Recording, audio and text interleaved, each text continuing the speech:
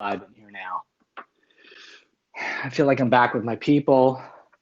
Everybody here is going to be talking nerdy music stuff, Dorian scales, Mixolydian scales, all sorts of nerdy music stuff. This is where I belong. This feels good to me. I guess the music hashtag and the girls hashtag are right next to each other. I don't know what that means. But I'm just saying the girl hashtag and the music hashtag are right next to each other. And I was like, and then all of a sudden it was the girls hashtag. So whatever. We back. Yeah, so here's Tori on Wednesday. We do a glad you guys are back. Okay, Tano. And bring a girl back, please. I won't say anything about bruh again. I promise. So here's Tori on Wednesday. We do like a debrief every time after these things. And we just kind of talk like, okay, what was good about that, or what can we improve for next time, or what was awesome, or whatever. And then I'm gonna give you my impression of Tori. Hey, you know, one thing we could do is just like we could start earlier. Like, have you not been on any of our live streams so far? Have I ever been on here close to on time? And you want me to come on early? Not a good idea. Not a good idea. We're also now sponsored by Taco Bell, which is exciting.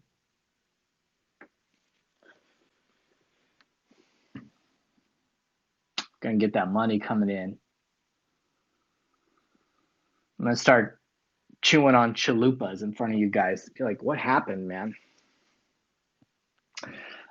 So this is why I don't come on early, because I don't have anything to say.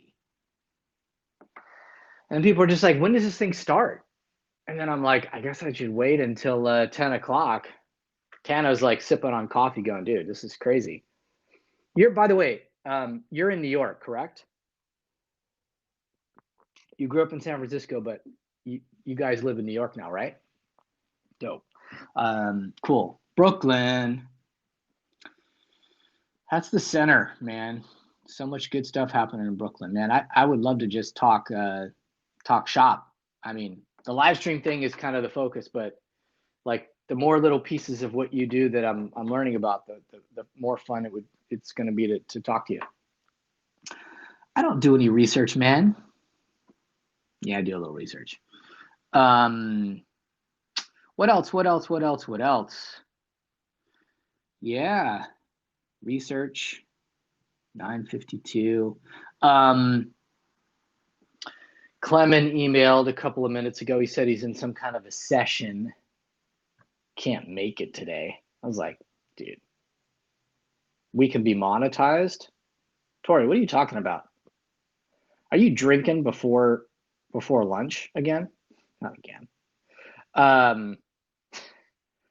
Dan just emailed me back. Oh, wow. Wow. Yeah, cool. That's funny, man. Sometimes you make like some sort of silly joke and then it becomes real. We should be making fucking money from this thing. Look, we got 5 viewers on here, dude. What are we doing? We got to build this thing up and get crazy. We are in the big league. Chew. Yeah, man. That's crazy. That's some crazy shit. What I was actually thinking about though was not so much the monetize thing, but the fact that like, here's where my brain went. Clement, who's amazing, and you guys especially. What's up, Llama? How are you? It's always good to see you on here.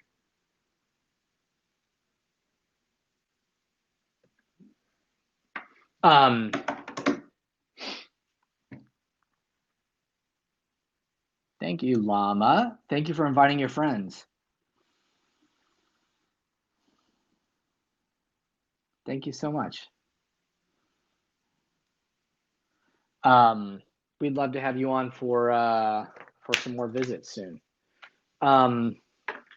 So like Clement was like, yeah, man, I can't make it. And my brain went like, I kind of understand that. And then my brain immediately went to like, why are people coming to this? Why are people like making time out of their whatever part of their day to come watch this? And the first thing that came to my mind that I like about what's going on here, we've been doing this about 10 weeks, 10 or 11 weeks. We've done like 10 of these, right, Tori? We don't know what the fuck we're doing still. I think if we're doing this for a long time to come, we still won't know. But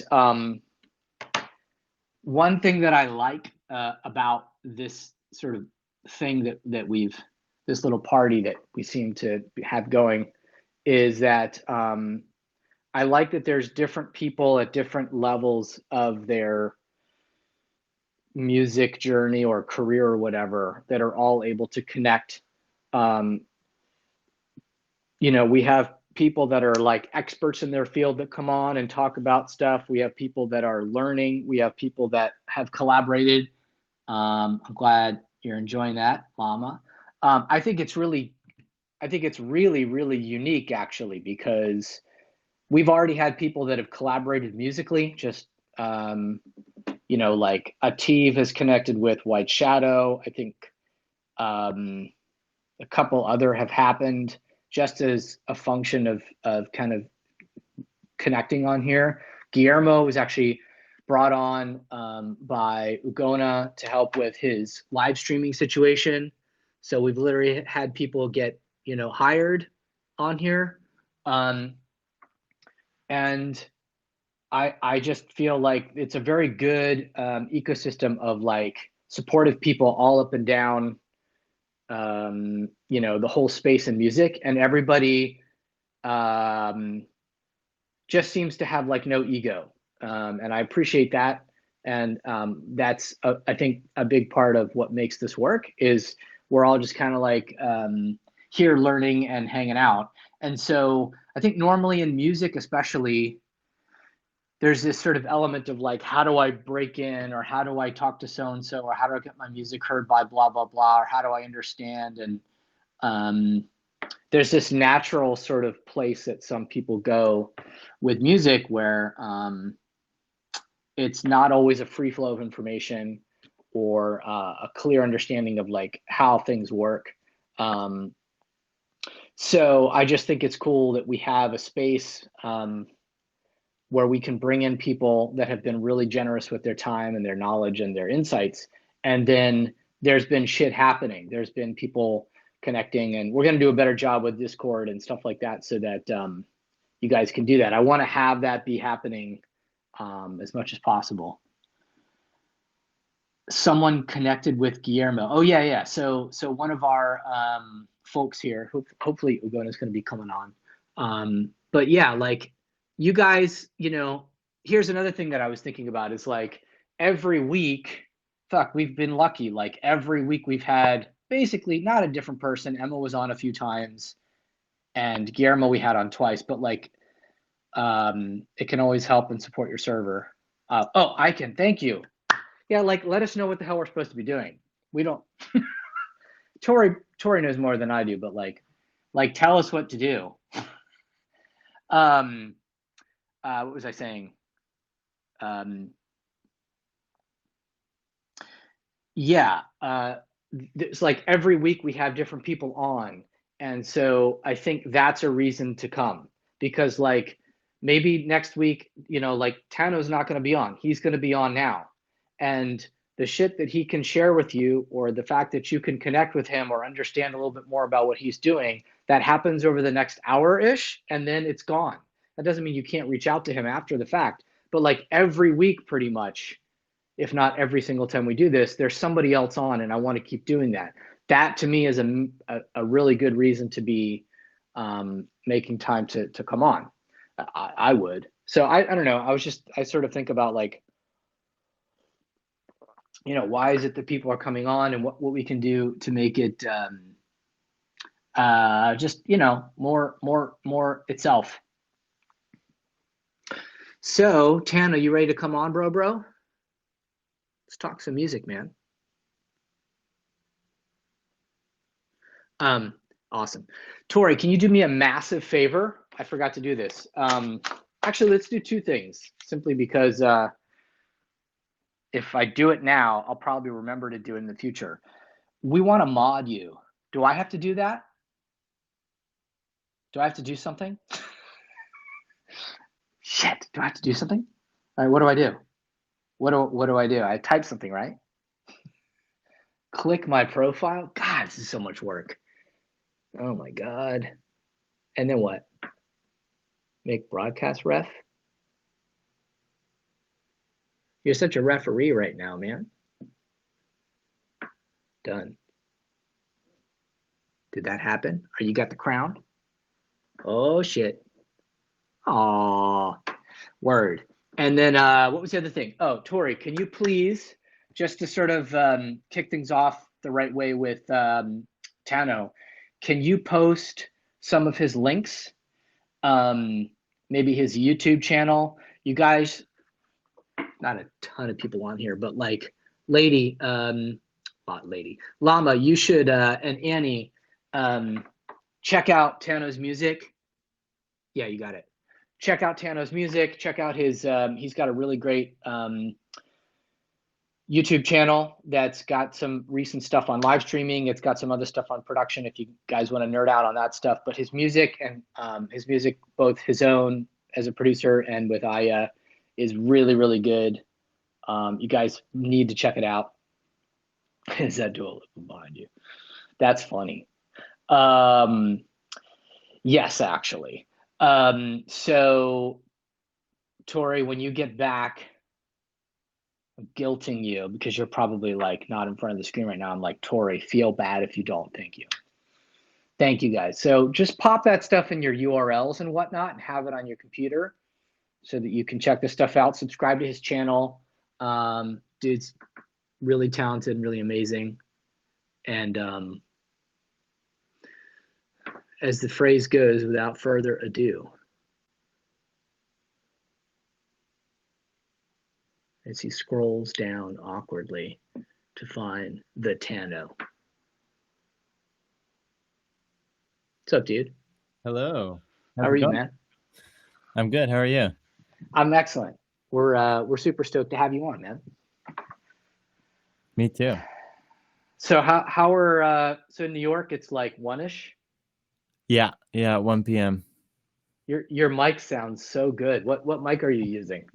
This is the Neumann TLM 102 that I use for absolutely everything. Dick.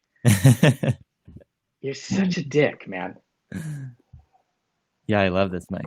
It's a great microphone. Everyone who asks me for microphone buying advice. Do you? Yeah, pretty much. I mean, this is like Neumann's cheapest mic, I'm pretty sure, but it's just beautiful. It works for everything. So yeah, anyone who is looking to buy a microphone for recording and asks me, I have a lot of friends who ask me like, hey, I'm looking for mics. Like, what should I look at? I always recommend this one. If the budget. So what's the range ish that one buys that for, do you think? Newish. New, it's $6.99, I think. And I think you can find them used on Reverb for like, as low as $4.50, $5 or something. So. And then I'm assuming that's going into your Apollo. It is, yeah. Okay. Yeah. Which is an interface for those of us that are like, what the hell does that mean? Cool. It's interesting. We had someone on, I don't know if you had a chance to look at any of our earlier streams or whatever, but we had someone on the last couple who's like a producer and engineer and has done a lot of live sound and started getting into live streaming and kind of doing some consulting and whatnot. And he was talking about, his name is Guillermo Subaste. I did. I watched a little clip of that one, I think. Cool. So just because it's kind of right in the sweet spot of that topic, and then we'll start talking about like broader things, but the microphone selection. So what he was saying was that let's assume someone doesn't necessarily have a mic that they're in love with in terms of using it for live streaming yet, right? Yeah. And they want return on investment. They want something they can use. It's versatile. That's worth the money. That's going to sound good and not be overpriced or underpriced. And he had recommended the Audio Technica 2020 or the 4040. Okay. He had said, hey, you know, large diaphragm microphone kind of like covers all your bases. A lot of different things are going to sound good. And his sort of initial salvo would be like, okay, the 2020 or the 4040, or if you want to move up in sort of, you know, production value a little bit, I think he mentioned there's a brand that I'm not that familiar with. I think it's called Aston. It's a UK brand. Yeah, yeah.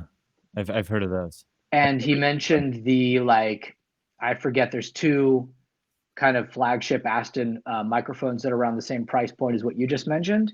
Uh-huh. But what's interesting about the fact that you're using the TLM is like, at least in the States, like at least in the United States, and at least in sort of like the professional production world, like a TLM is kind of like, it's a no-brainer choice. And so I was a little surprised that he would have gone with some relatively more obscure choices. And it's interesting Right. that you're like, yo, dude, I'm rocking the How TLM. much are the Astons? Oh, I'm looking Like at it. I guess when I looked online, they were like 5, 6, 7. okay, so they're on the same range. Yeah. You know, what I usually recommend people if the, you know, TLM is a little over price range, if they want something in like $200 to $400, the AKG 214, AKG Cool. 214 is like the AKG 414 is like a very famous kind of industry standard vocal mic, but that's expensive. It's probably $1,000. But they make a model called the 212. Is that what I said? You said Oh, no, 214. sorry, 214, 214. I don't know. 214 is right. And it's a couple $100 ish. It's new, it's 400, but I think you can find them used for like, you know, 250, 300 or so. Yeah. And that's a really great mic. You know, also large diaphragm condenser mic can be used on all sorts of sources. I was using that before I got this Neumann. For sure. So you clearly have a background in engineering and production. Why don't you just give us a little bit of a sort of a sketch of like your background, how you got into music, how you learned a little bit of the production and engineering piece, and then sort of how you landed in exploring live streaming. For sure. So yeah, let's see how I got into music. I grew up in San Francisco, California, and both my parents are musicians by hobby, not like, you know, not professional musicians, but my mom plays violin and my dad plays percussion.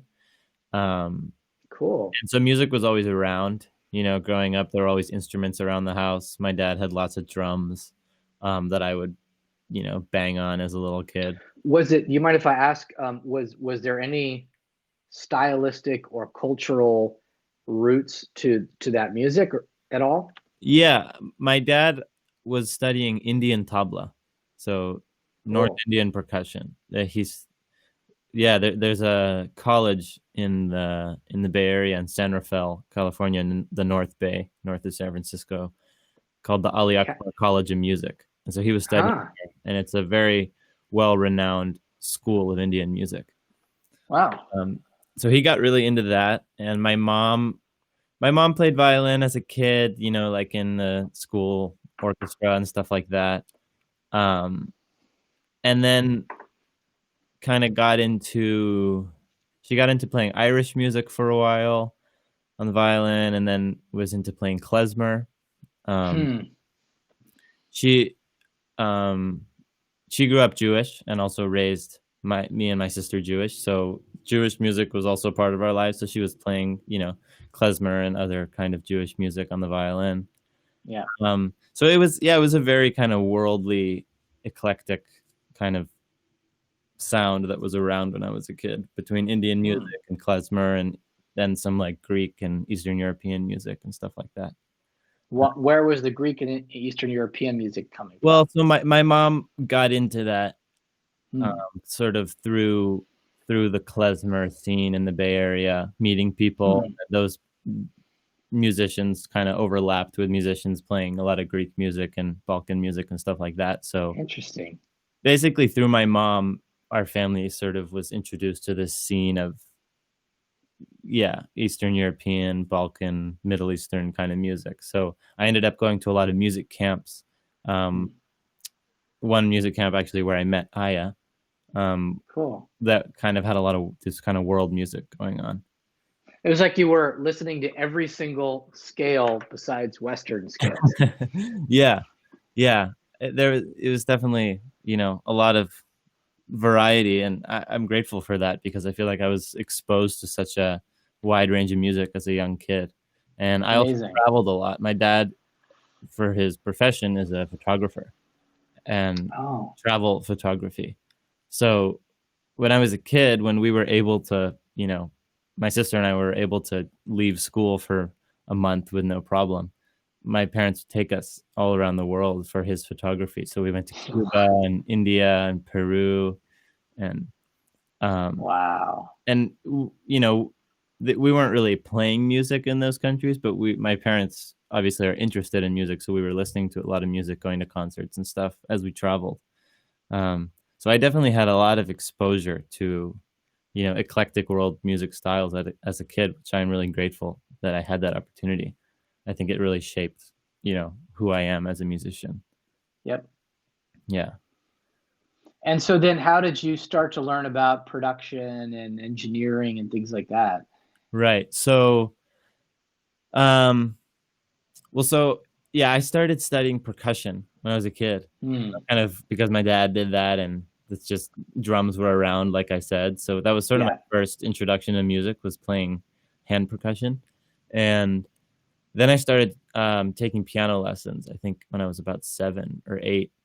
Um, and that, gave me a kind of foundation in music theory and like learning keyboard skills. Um, and then and then you know like in middle school, I kind of made a rock band with my friends, and I was playing guitar, and we were doing like kind of 70s rock covers. um what did we do? Yeah, we played like Talking Heads and Oh, I love the uh, Talking Heads, man. yeah, all sorts of stuff. The Clash. Yeah, we just like fun rock covers. And it was because of that band that I started recording stuff in GarageBand, on my dad's computer. Just like Guillermo, same thing is like, you got people you're playing with that someone's like, Yeah, hey, we should record this. It's like you're like, all exactly. right, I'll figure it out. And I've always been sort of a tech savvy person, like from an early age, messing with my dad's cameras and stuff like that. I would always was making home videos with my friends. I think that was probably my like earliest introduction to tech. And so I was always like making and editing videos with all my dad's gear. Yeah. Um, so yeah, I was always tech savvy. So in that band, naturally, I was like, well, I might as well try to record this. So yeah, in GarageBand, on my dad's computer, trying to record that band, and also just like mess around writing stuff. That's when I started sort of writing songs. Also, was Yep. like I always. It's interesting because still to this day I write um, kind of while recording and producing. Hmm. Like it's rare that I'll write a whole song start to finish and then be like, okay, let's go to the studio and record it. But let me ask you as a sidebar to that. And by the way, I got to say something. I don't know if this is because of the fact that you're using universal audio, if you are, but Mhm. there's a noticeable lack of latency in our conversation that I haven't felt in any other you now Oh yeah. conversation. It's like it's a little. We're actually talking like normal human beings in the same room, Wow. pretty close. Whereas normally I've gotten used to this just half a beat of delay. You mean like if you ask me a question and then I take a minute to respond? The actual cadence of our conversation Mhm. is much closer in my ears. I mean, we're Yeah. musicians, so we're very like, I don't know, anyone that's on here is like, oh, they might notice it's a little tighter than Uh-huh. any other conversation we've had so far. That's great. That sounds like maybe it has more to do with internet speed. Okay, Yeah. could be. What's your internet speed where you are? I mean, not He's like, it's super pretty fast. fast.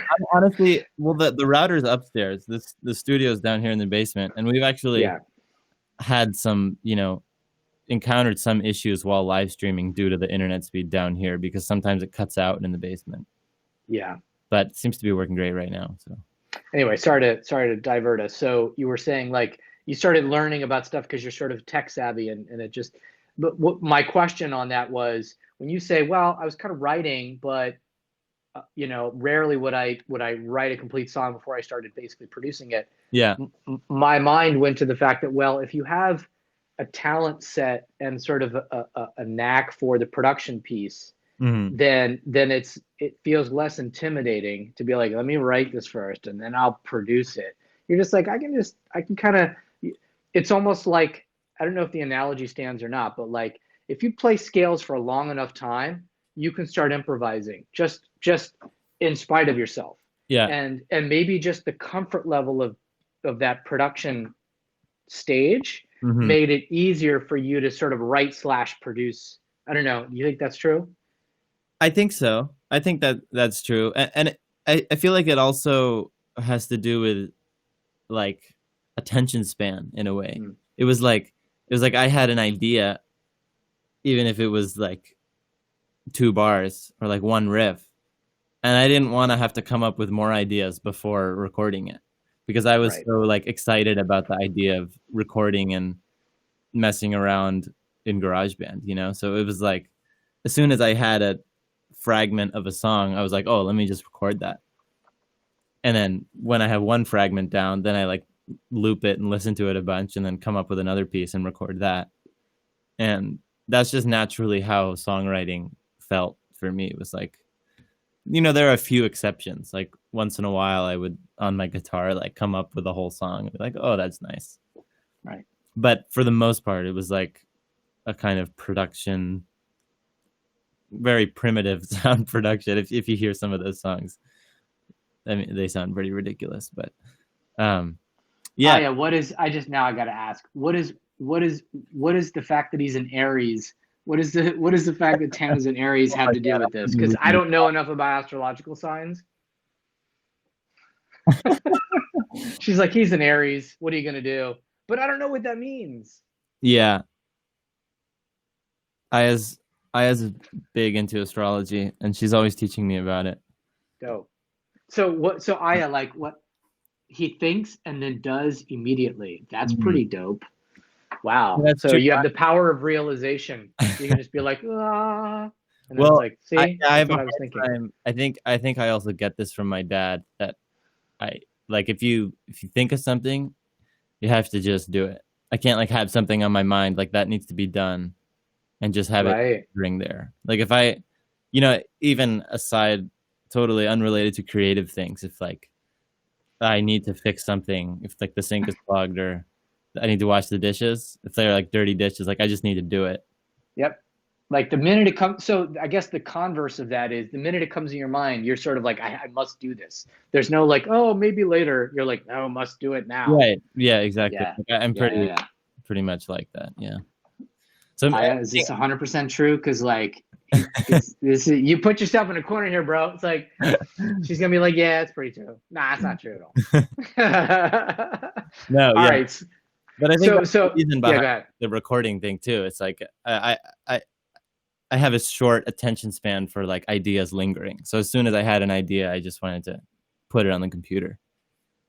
And basically I ended up just messing around with that for a while and yep. Yeah. Did you study it formally or did you just pick it up kind of like, oh, this works and YouTube videos and shit like that? I didn't study it formally until the past 4 years or when I went to college. Where'd you go to school? Berklee College of Music. Where's that? I'm just kidding. Very, very, very well-known music school. And you studied music production or what? Yeah, I did like a combined major of performance and production. Amazing. But so you know your shit. That's kind of like the subtext. Anyone that actually graduates from Berklee, like, oh, well, they know their shit then. Okay. Well, cool. But yeah, I mean, I pretty much taught myself starting at age 12 or 13 and got really into it. And But would you agree that like, and I have good friends. I mean, one of my best friends in the world, at least this is the way he recounts it. Like, I basically made him go to Berkeley. We were having a conversation one night, and he's like, "Oh, this was years and years ago." And he's like, "Oh man, music." And I'm like, "You need to get off your ass, fill out the application, shut the fuck, hang up the phone." And anyone who's on this right now, like you guys, we have a lot of great folks that have a background in engineering. It looks like Ugona's on, Rizzieri's on. Um, you know, some of the folks that come on to this are sort of former students of mine or people that I've kind of mentored and helped over the years. And everyone would chuckle at that story, I think, because I'm the same way with a lot of people that I'm trying to help.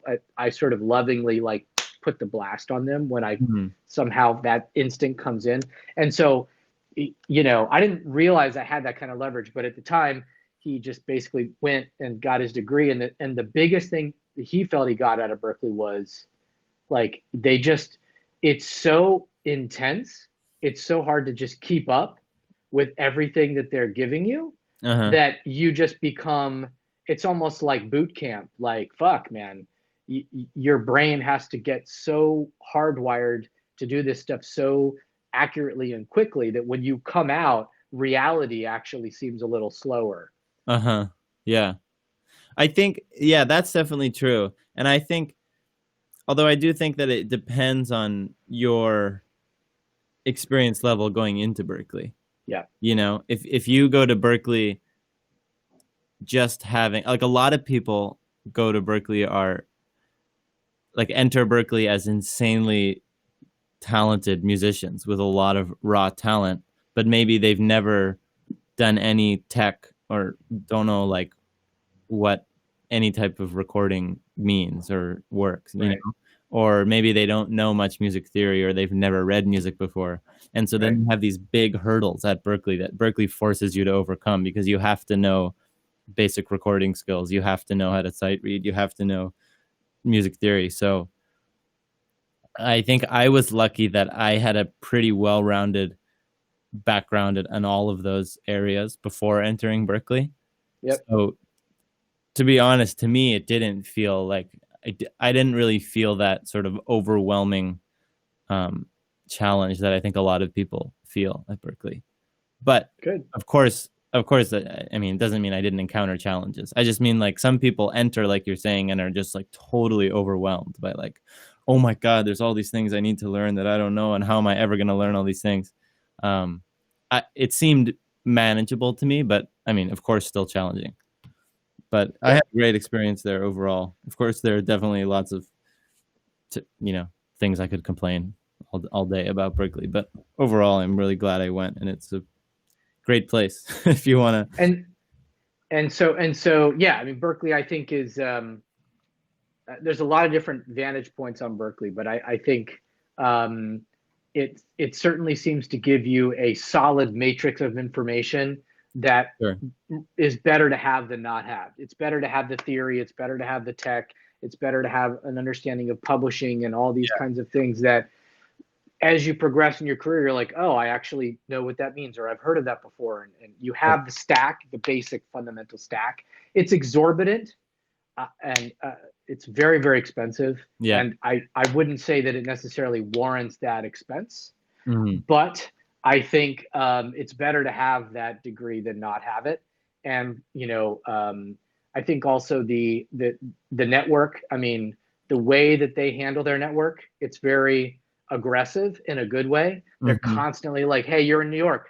You need to connect. Hey, you got, all the email threads and shit and all the stuff they're always doing. That's a big deal. Yeah. Right. Okay. So you graduated from Berkeley how long ago? Recently. A year ago now. Dope. So, and you've been basically producing independently since that time. Is that true? Yeah. Yeah. Cool. I mean, I've been working, I was also working as a producer and mixer while I was a student and a composer.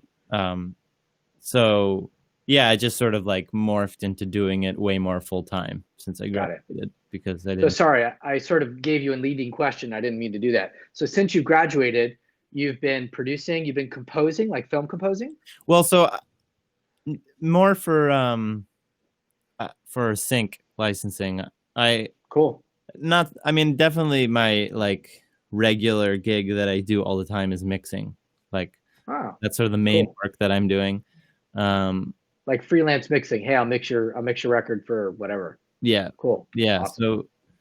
So that pretty much consumes most of my time. But for about 4 years now, I guess I've been working with this company called Score a Score. I don't know if you've Sure. heard of them. The guy Passman.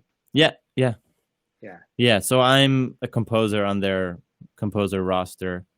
So Tell us about Score because that might be interesting for people. so they're a music sync licensing company. They have relationships with, they have clients from Taco Bell to Hartford Insurance to um, We Netflix. love Taco Bell. I mean, they have a huge list of clients, but, everywhere from TV, film, and commercials, ads. And they have a roster of composers. I don't actually know how big their roster of composers is, and a library of music that their clients choose from. And they also, basically, it seems like from my understanding, they work in two basic ways. It's like they have a library of music that their clients can just search through and Yep. pick a song. But then they also work with custom briefs. So I'll sometimes, once in a while, I'll get an email and they're choosing me and probably a select few of other composers to say, we'll give you a demo fee. This is what the client wants. This is, it needs to be 30 seconds with this kind of genre. And sometimes they even like give you lyrics that the client wants it to say this. And then I have to write, produce, and record the track, send it back, and I'll get the demo fee no matter what. And if the client likes my version, then I'll get Yep. the sync fee. So Rizzieri, you want to check out Score a Score, all one word. And yeah. Ugona, I don't know if you're hip to Score a Score, but pretty good. Would you say that just because those two individuals are on here and I kind of have some sense of what they tend to do? Awesome. So would you say Score a Score is receptive to Latin music, and or is Score a Score receptive to, let's say, urban and hip hop music? Everything. They're Okay. definitely receptive to everything. I mean, every kind of music is needed in visual media these days. True. They have a lot of like classical type film composers. I do mostly like pop oriented stuff. They definitely have a lot of Latin stuff. There's a lot of Netflix series. I've gotten some briefs once in a while that are asking for Latin music, whether that's cumbia, salsa, sometimes reggaeton type stuff. So Yeah. yeah. So Score a Score is basically just a kind of a service that connects people that are looking to license music and people that create it. Is that fair? Yeah. Yeah. Sort of a middleman service. It's a middleman, totally. I mean, it's a licensing publishing company, and from my understanding, I mean, I think it's pretty hard for artists and composers to have direct relationships with brands. I'm I pretty think, sure they do vocals as well as instrumentals, right? yes, yeah, both. Yeah. Okay, cool. So, so you're doing all of those things, and then how long have you been doing live streaming? Really, just since we've been quarantined. Perfect. So part of what I think is so rad about that, and I had a feeling that was true. Mm-hmm. What's cool about this is, I think you're a great example of having been on this sort of trajectory where you're just sort of a professional music creator, Uh-huh. right? And you have a background in music, and you have this sort of a lot of different things within the industry that you're a part of, and then this sort of thing happens, and you're like, live streaming, interesting, and you sort of moved into it, learned it quickly because you have that ability that maybe is Yeah. stronger than the average, and you've done some things with it. So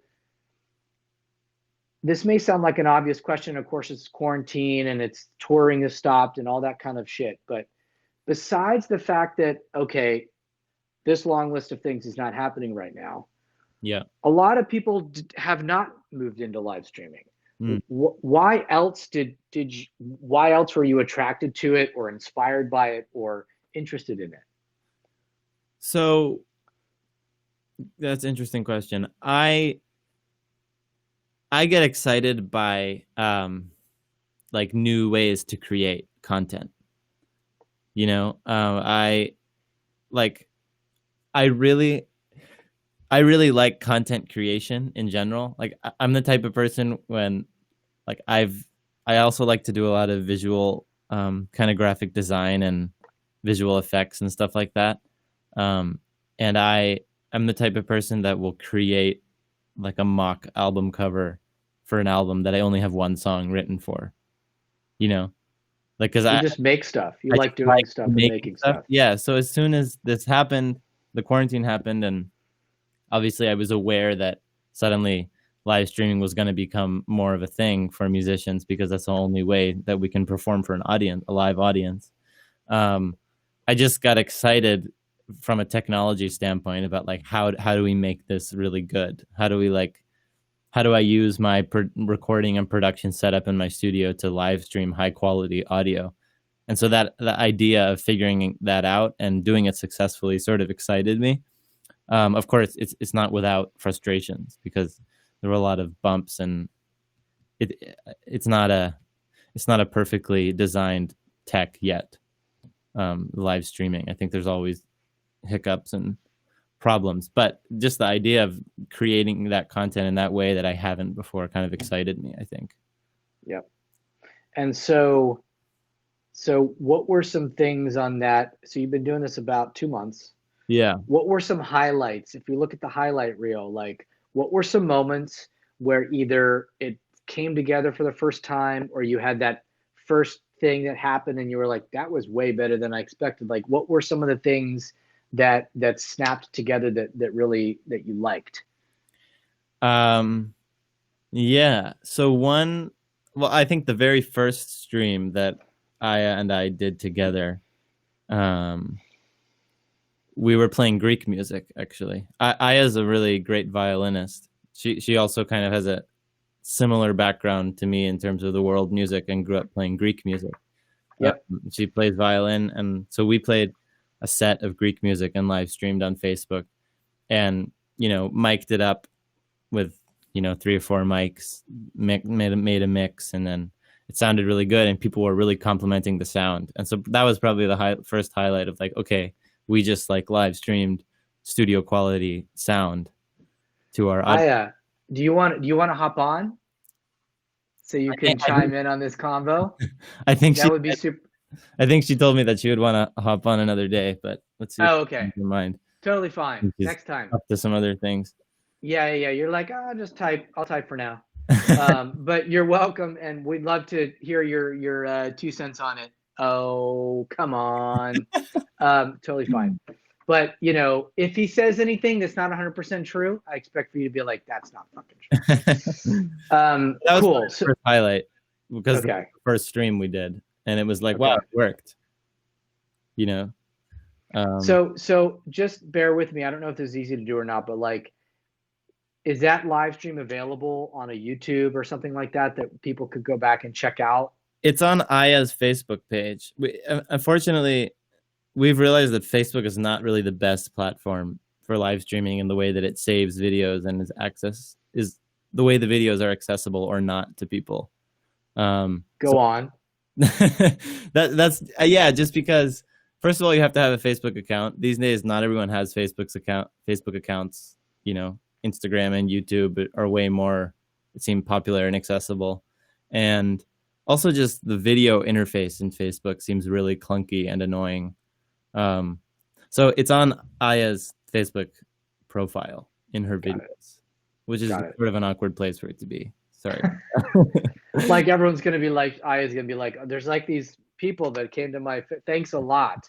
All these like people that are coming. No, but I just think it would be cool to see after the fact, like, oh, it's sort of like a debut performance, and you're Yeah, like, oh, that was cool. I That was can really, send you a link, or yeah. I'll find the link Or on Facebook video. or if there's an easier place to migrate it to, or like you put it up as a YouTube link or something later. I just think that would be cool for people to watch, because I think part of the interesting story here is that, there's a process to getting this sounding good, or Yeah, getting people to start to understand what you're doing and respond to it. And it's easy to either think, oh, it's just too hard, it's never going to happen, or like, oh, this person like hit a home run the first time they did it should be super easy. It's neither of those. right. Yeah, There's these sort of nuances along the in way. that video, there's actually like 10 minutes at the beginning when we're just like kind of walking around the room, like setting Yeah. everything up. Make sure Perfect. That's exactly what we want. We want it like yeah. really raw, and yeah, it's awesome. Sure, We would love to I'll see find a that, way to make you send that guys to you. embarrassed. That would be amazing. Yeah. So, okay, so that was a highlight, and I can imagine what that sounds like, because I saw something, I think it was on YouTube, where she's singing, you're playing guitar. Uh-huh. And I don't know what she's saying. I don't know what language is she singing in. Japanese. She's half Really? Japanese, so her first language is actually Japanese. Oh, wow. So you have this song that I think you released recently, or maybe it's coming out on the EP next week. Right. So, yeah, 3 of the songs on the EP have been released as singles. So it's probably one of those. It's one where you did a YouTube kind of, unplugged version, where it's just you on guitar and her Oh yeah, singing, yeah, yeah. and then there's a track that's like a produced track, and it sounds sort of cinematic and Yes, Washed Away. Hans The Zimmerish. song is called Washed Away. Washed Away. Yeah. Yeah. So I don't know, Tori, if you have a minute and can find those easily, it'd be cool to post those, or we can post them later. But like, I really like that we can hear, you know, the performance, and you guys performing is a very unique part of that song. It's one thing to hear it produced, Uh-huh. and you can nip and tuck everything, and it sounds this way, and but it's also cool to hear you guys performing together, because you can tell that you guys perform well together, and there's a certain vibe to it. So Thank you. what was it, of course, so what was it about those lives, that initial live stream, you and Aya, that felt good, or that was well responded to? Like, what made that work for you? I think, like I said, the sound was the main thing that I was happy with, and that I think people responded to. But Washed Away, sorry, Tori, Washed Away, there's 2 versions of it. There's a YouTube version where they're playing together, and then there's another one that's like an album track, and I think it just has album art or something. yeah, Right. Okay. So the sound. and I think we were obviously, it felt a little awkward and uncomfortable for us, like Yep. streaming without.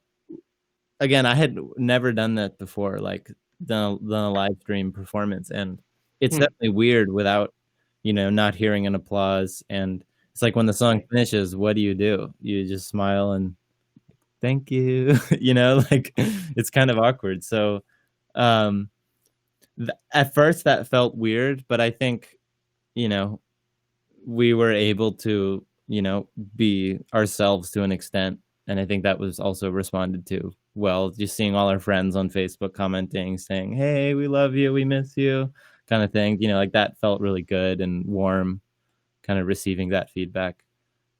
That's really interesting you say that too, because so part of the reason that I've gotten into this whole area is I'm a journalist, and I'm writing for music newspapers. Uh-huh.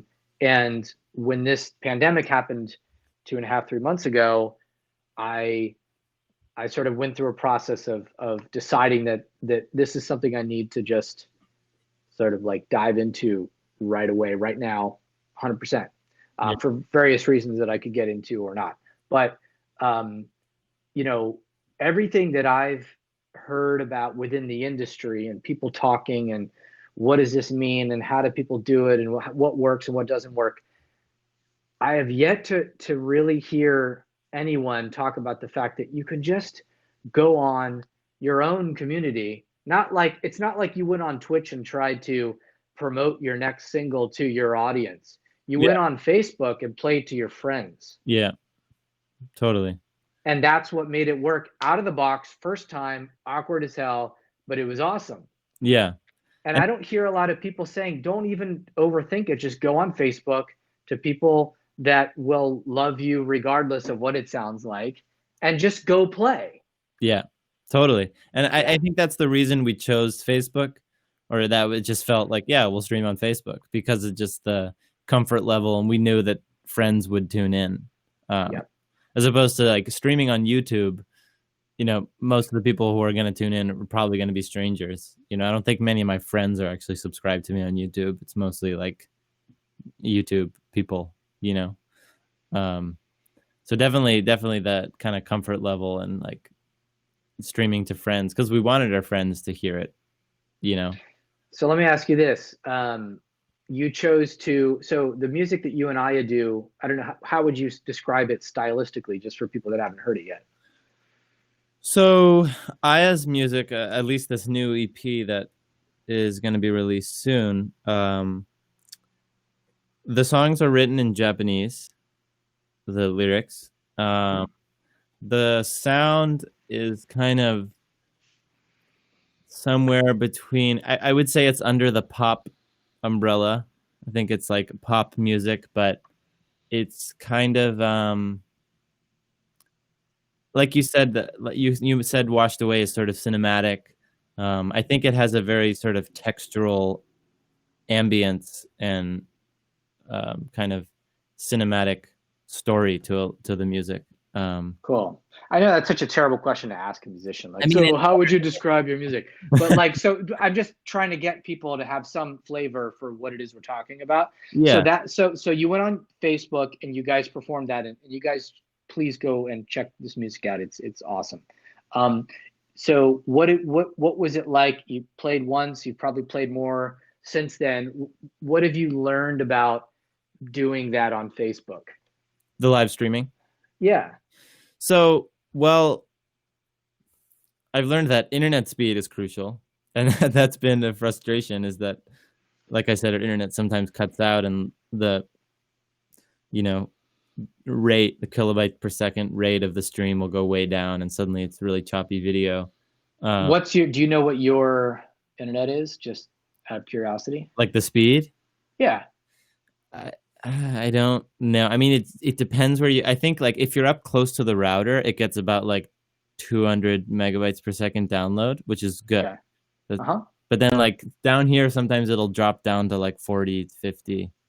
Wow, just because of the walls and the distance. Yeah, and also I think our internet provider is just goes up, trash, and the speed just fluctuates. Plus, it's probably overall worldwide been a little. Yeah, we've all been hitting the Wi-Fi really hard, so right. I'm sure there's a point where it just kind of the whole thing. Yeah, so sinks down. That's one main thing I've learned. Also, I got the audio figured out like quickly the first try, pretty much. Yeah, but then Rizzy. Video has been also a challenge to get on Facebook specifically. Just in general, yeah. Streaming, because I've seen streams with like super high quality video, and I'm using this nice camera right now actually, and I have it working great for this. What are you using? What camera are you using? It's a Sony mirrorless camera that I bought a couple years ago for like nice videos.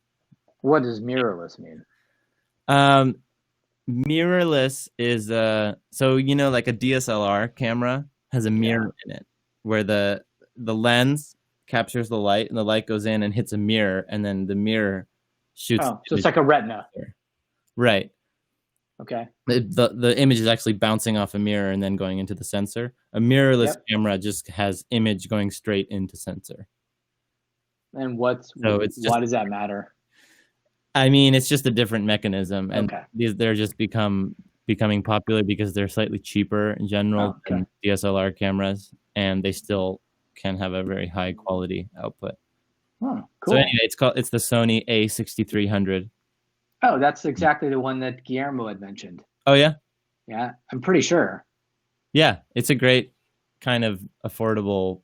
It's like 700. Yeah, $700. Okay. Yeah, and you get Cool. you get 4K video and super high resolution, whereas Yep. DSLRs that give you that are 1,500 or $2,000 probably. Cool. Um, Okay. so So yeah, you've had some issues with the video. You've had some issues with the Wi-Fi. yes, yeah. That so and also so another thing I've learned is that in order to use a nice camera like the one I'm using, you need to have a capable graphics card in your computer. And I think what was happening, and we were getting some serious like glitchiness, and I was like overloading my graphics card by trying to use this nice camera and streaming it, and my computer was just not handling it. So did you get an external graphic card? I didn't, but I actually just got a new computer for a number of reasons. and that That sounds like a guy thing to do. You know what? You know what? I need a new computer. I'm serious. I need a whole new. No, it's not going to be the same. I need a whole new computer. I was having so many issues. That's great. Like even with my mixing, my computer was dying. It was totally dying. No, it was time. It was time. It was time, and I just got it actually yesterday. And props! Are we using it right now? Yeah, this is it right now. Wow. What did you get? I got the new MacBook, the 16-inch MacBook. Very nice. Yeah, it was a big investment, but it's saving me because like I was literally, mixing, and I would have to shut down my computer like every hour to let it cool down, and then bring it back up because I had a older generation MacBook, and one of the major problems it has is that it overheats so quickly that it doesn't actually allow itself to use its full CPU power because it's really hot. Wow. That's interesting. Like the mechanical limitation of it actually kicks in before the... Yeah, like its processing power is technically enough for what I need, but it actually wouldn't get there because it would overheat so quick. And that sounds like a design flaw, honestly, which is not something you say very often about a Mac. But I when I started experiencing this issue, I read all about it, and it was a super common complaint. People were like, it's thermal throttling is what they call it. And it was just like really bad problem. Well, then, unfortunately for Mac, you got to buy a new computer. So you like it, and you probably haven't had time to use this new setup yet, but you're assuming that do you know what the difference in the graphics card is, or do you have any sense of like how that's gonna... I know the graphics card has more internal memory, which is one of the things you need to like run higher resolution things. And so far I've ran some tests and done some little streams yesterday on my own. And even the fact that this is working flawlessly is, really, that's have you what's going on, Ben? Good to see you again, brother. See who else has popped in here. Have you used YouNow before today? Not, no. Yeah, what's interesting to me there's a couple things that are kind of intrinsically interesting to me about YouNow. One is it's very plug and play. Mm-hmm. There's nothing else in the universe of this stuff that's closer to just like click. Okay, shit, I'm on. Yeah. Let's do it, right? And everything, for better or for worse, it's almost like how a Mac used to feel when you were first getting into it. It's like, oh, everything just sort of it just does. It just goes. So that's good. And I feel like it also pulls the least on your computer's resources or your device's resources. So like we haven't had this is I think the 11th stream we've done. We do like 2 of these a week. Mm-hmm. We haven't had any major, Tori. We haven't had any major like breakdown video. We've had a couple of times where like someone's Wi-Fi drops for a minute. Yeah. But nothing that's like been like emotionally frustrating. Like, God, like it's been, that's great. But so it's you feel like Facebook as an environment is much more sort of like, oh, here we go again. Yes. Facebook seems to take a huge toll on the computer. Like when you open the live streaming interface, like suddenly my computer's fans just go on, like the live streaming interface. Like when you click go live on Facebook in your browser and it opens up. Like suddenly for some reason that window, it like takes up a lot of CPU power. It's probably trying to identify everyone in the room. I'm just trying to be creepy. It's like going like da, da, da, da, da, da, da. Don't know that person, know that person. Yeah, I don't know. I Who so knows? far, yeah, not really happy about Facebook. So let me ask you this. Facebook's rolling out a monetized version of this stuff on some level where you're going to be able to charge something, and I don't know how they're going to do it yet. I don't even think they even know yet. But like at this point, 10:48 Pacific time on a Friday, do you feel like Facebook is the play, or are you looking into Twitch? Are you looking into YouNow? Are you looking into some other things to kind of try different options for the live streaming? I think YouTube. We've done two now on YouTube, I think. And Uh-huh. I think YouTube, I like it much more. First of all, it allows you to stream in 1080p. I think Facebook only allows 720p or something like that. It allows like a higher audio quality too. I think 320 kilobytes per second as opposed to like 128 is Facebook's max. Uh, Interesting. so Max, like there's no way to hack that? not that I know of. Uh-huh. And also Interesting. it saves the video after, just like a YouTube video, and you have a YouTube link That's that you true. can share with people, which is, That's I true. think, crucial. Not everyone can watch the video live, and a lot of people want to watch it later. And like I said, anyone can watch it. You don't need an account of anything, of any kind. Which Do you miss the engagement or interaction on YouTube? that's definitely the main con, is that way less of our friends end up seeing the stream, because on Facebook, the amazing thing about it is that if you go live, it'll just pop up on people's feed, and suddenly you have a bunch of viewers because people tune in, because they see it on their news feed. Yep. You don't have that on YouTube. Mm. But if you like plan it and organize it and send out the link in advance and try to promote it, then I think Facebook is a much better platform. What if you simulcasted it? In other words, what if you did it on both of those platforms and then it's almost like you use Facebook as like the radio station where people are like, oh shit, they're on again. And then if they're where they could do it, they just pop onto YouTube because they're like, oh, this is so much better. That would be ideal. As far as I know, I think I read somewhere that Facebook doesn't allow simulcasting. Is So that? I don't know shit about any of this. That's the Yeah. reason we're doing this. But that pushes against something in my brain, to the effect that, for example, I've heard, maybe it's from Guillermo, maybe it was from Emma McGann and James Plester, if you know Mhm. them. Um, I from what I gather, there's certainly a way to be able to simulcast, inclusive of Facebook. There's that. Yeah. And secondly, I think there's a way to use either OBS or other equivalent, um, you know, resources, because I Mhm. don't exactly know what, but there's ways of getting that stream to Facebook without it living in Facebook, if that makes sense. Okay, as someone here says, you can simulcast with Facebook. So I've never tried simulcasting, so I'm definitely not an expert on that. Yeah. But So are you hip to something called, what was it called? Caster? Is that what Guillermo had mentioned? Caster.io. I don't know about that. Check out Caster, CASTR.io. Yeah, Caster.io. No live stream. And Okay. then now that was just something that he recommended. And like Uh-huh. for me, for my money, if I'm going to try something, I'm going to go with Guillermo's idea first, generally speaking, because I feel like he's like you, like he's an audio head and a music head first. And then he's like, oh, what's this live streaming thing? Yeah. And he gets it pretty well. And he's worked with enough clients and enough scenarios. And he's done it for years, actually. He didn't just get into this when the pandemic hit. He did it for a year or two. And what he would do is, he would set up camera. He's like you. He's like, oh, I like cameras.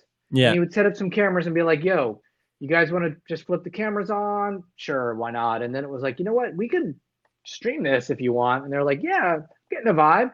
And he would just be streaming it like kind of low key. And Nice. so he was able to do things over the last year or two without that pressure of like, oh my God, we're live streaming in an hour. This has to be right. First time ever. Uh, That's not a good environment to really learn. yeah, yeah. And so he iteratively learned pretty quickly, like, oh, this works, so that doesn't really work that well, blah, blah, blah, blah, blah, blah. And so he mentioned Caster. I've heard a lot of other, not a lot, but I've probably heard a couple other ways. Thanks, Yuma. That you can simulcast. That escape me at the moment, but I know there's a couple other. But Caster Cool. might be. Yeah, I just looked. I just opened up the website. This looks promising, and it says it's compatible with Facebook. So I was totally. Yeah. Well, I mean, we're all learning, right? That's what's cool about this. Is Yeah, like, you know, I'm definitely if gonna. I have, yeah, cool. So awesome. So, you know, what do you think? What would you like to be doing with live streaming in the next, I don't know, like as part of this toolkit of stuff you can do creatively? What do you think is,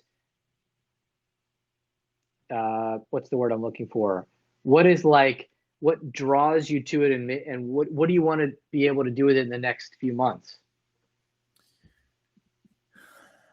Besides turn your screen off. Oh, We just launched a no, stream. Tori's like, whoa, that was crazy. okay. He just disappeared. Okay, invite me back in, I guess. Oh, yeah. It looks like it's sort of auto inviting you back in. But if that doesn't, let me try it again. Say something. Say something in the chat just so I don't have to scroll up like 1,000 comments. Thank you guys for commenting so much. It means a lot to us. Thanks for the props, Yuma.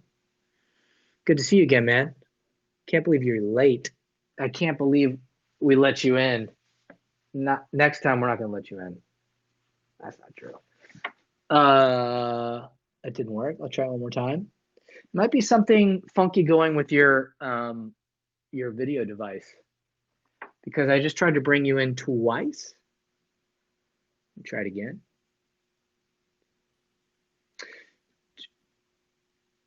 Man, you can hear me. I hear you. I hear you, but I don't see you. Try this. You know, it's no longer getting my video. Try this. Try this. Try raising your hand. You know how to raise your hand? Mm-hmm.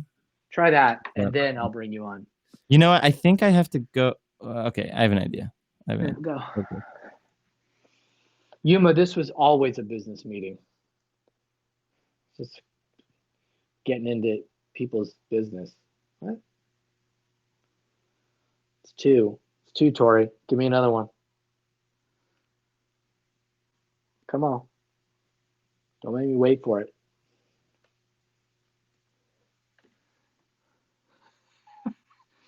Go live real quick on your own account.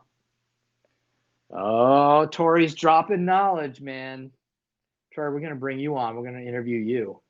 Like, Tori, what do you do when Tano can't come on? Tori's like, been there, done that.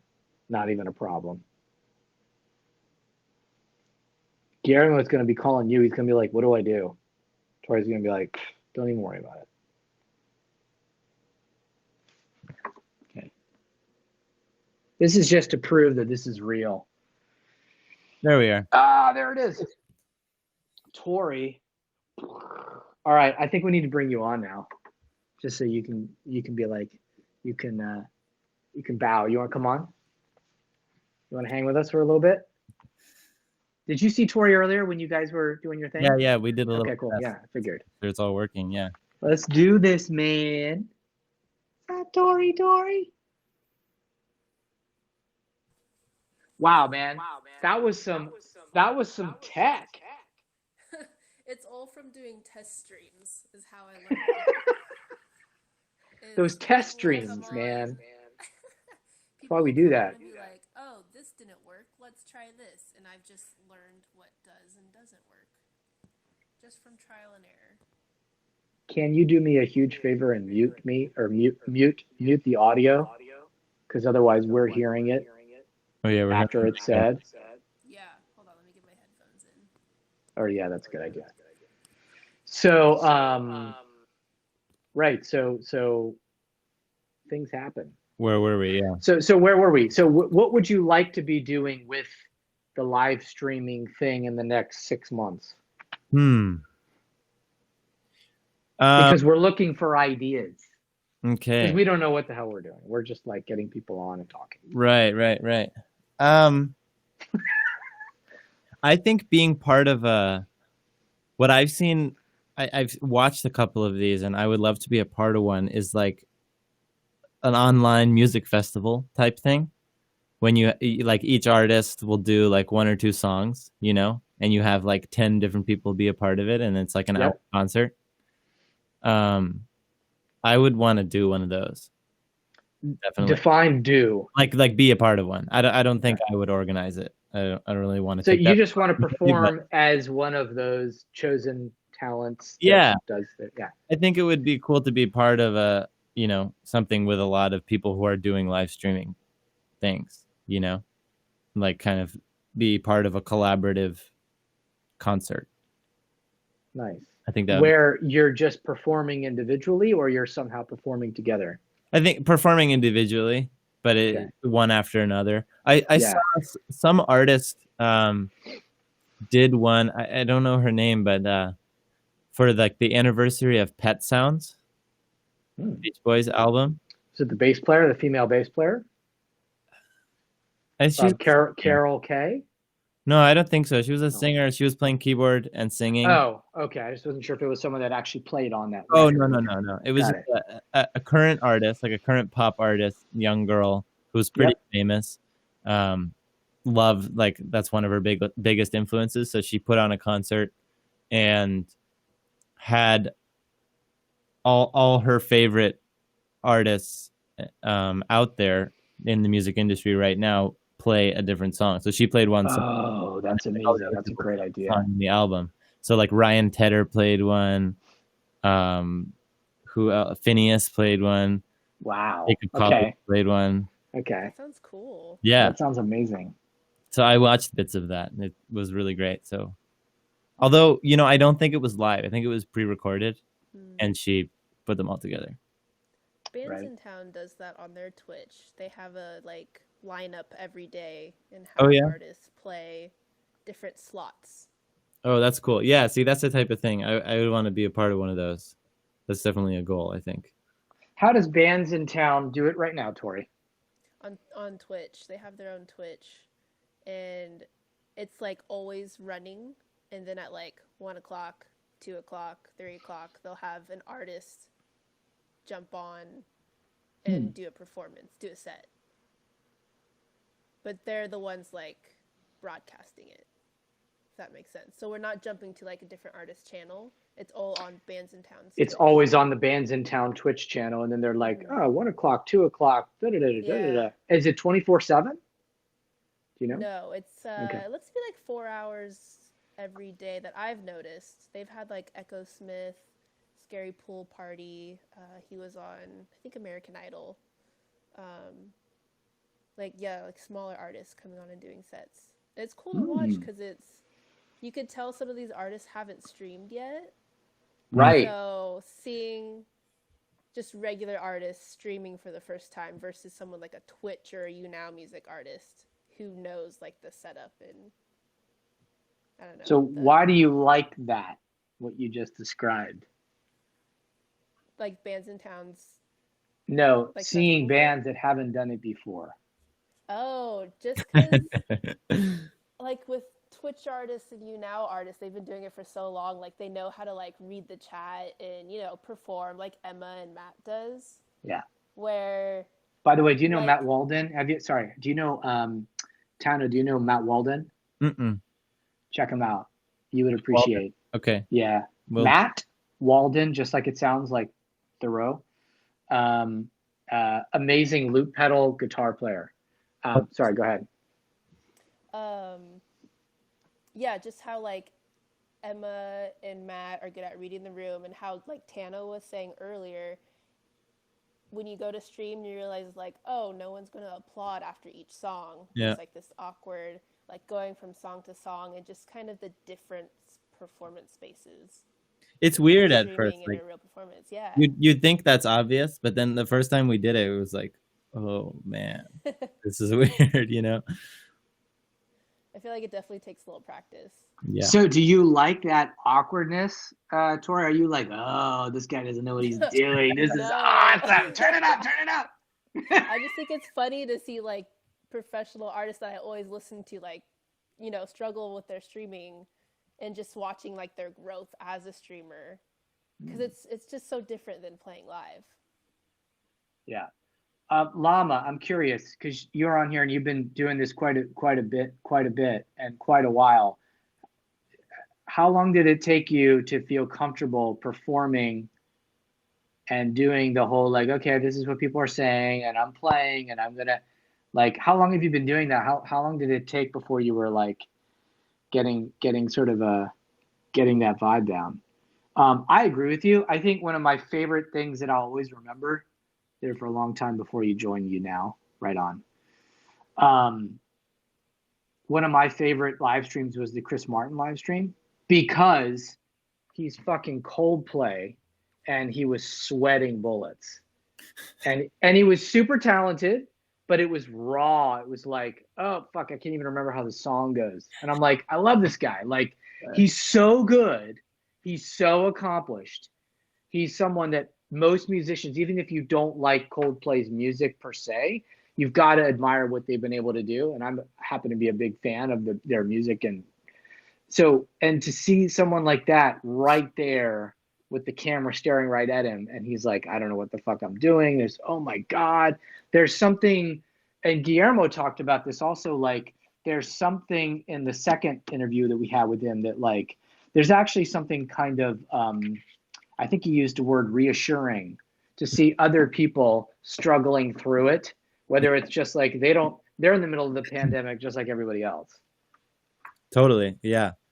I think the adjustment to the live streaming world has been something that's, been so common among musicians right now. And so I think like sort of watching my peers and, because everyone was starting to do it. Like all my musician friends in New York are also live streaming.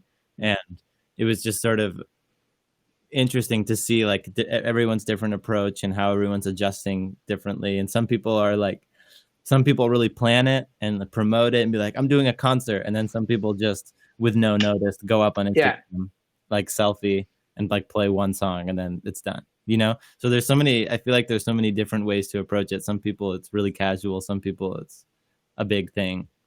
Tano, do you like the idea more of having like a festival where you got like 5 artists and it happens one time and here's what it's going to be and here's how we promote it? Mm-hmm. Or do you like, here's a space where people are on all the time, like the Bands in Town thing, and it's like, oh, let me jump in. It's like a carousel. I kind of like the idea of promoting it and making it more of an event because, I mean, right now we don't have live performance. We can't, as musicians, I can't book a gig and make a flyer and make it a big deal. Yep. So I think like making some sort of platform that we can, as musicians, we can still feel like we're producing an event and making a fun thing as opposed to just like a casual, let's just like throw up a stream right now. I mean, that's great. And I love that people do that. But for me personally, I prefer to sort of plan it, promote it, make it an event. So it just, for me, it feels like, okay, I'm going to go play a gig right now. You have some concept as an artist of why you're doing it and what you're going to do. Yeah, exactly. What do you think of the idea? Because you've done studio work, and I'm curious. Let's say you walk into a studio with, it's a band or you're producing a record or whatever, and you're making shit, and you're in the studio and you're vibing out, and it's a creative process. There's not fireworks every single second. What do you think of the idea of live streaming that so that people can be like, oh, and it just goes on and on? Sometimes there's moments where it's really interesting, and then there's a lot of stuff where it's just like, testing sounds. Do you like the idea of that? Like just sort of live streaming the creative process in the studio? Yeah. Yeah. I think that's an interesting concept, and I think it could be really cool. I don't know how, like, just because there's so much lag time and so much sort of dead space in the studio when you're just doing mechanical operations, like, oh, let me just like go comp this vocal for a second. Like, maybe it's interesting for some people to see that if they're like really nerdy about that kind of thing, and you like but like me if I'm picturing myself as an audience member, I don't know how interested I would be to see all that lag time. What I do think would be interesting that I've seen a couple of people do is like, who are producers, is like, let me take you through my sessions about how I produce these tracks. Kind of like what you were saying about this, like music review, as we were emailing about, like. Tori, did you? Okay, I had a feeling that because Tori is a very polite person, so it's not like her to just be like. So I had to figure Tori has something called work, and every once in a while it intrudes on our reality, and I do not appreciate that. Peace out, love you. Peace See out. you soon. Okay. We're gonna do our what do you call it? Our debrief soon. Pop in again if whoever you have on the phone, boss or whoever it is done. Because this is where it's going on. Yeah, it's interesting you say that. So one of basically our second guest that we had on, her name is Sherry Hugh. She's sort of a live streaming expert in the sense of someone who studies it and watches it and sees it from a big picture and sees trends. And she's really like, she has a Patreon page. I highly recommend just check her out. Sherry, Cherie, Hugh.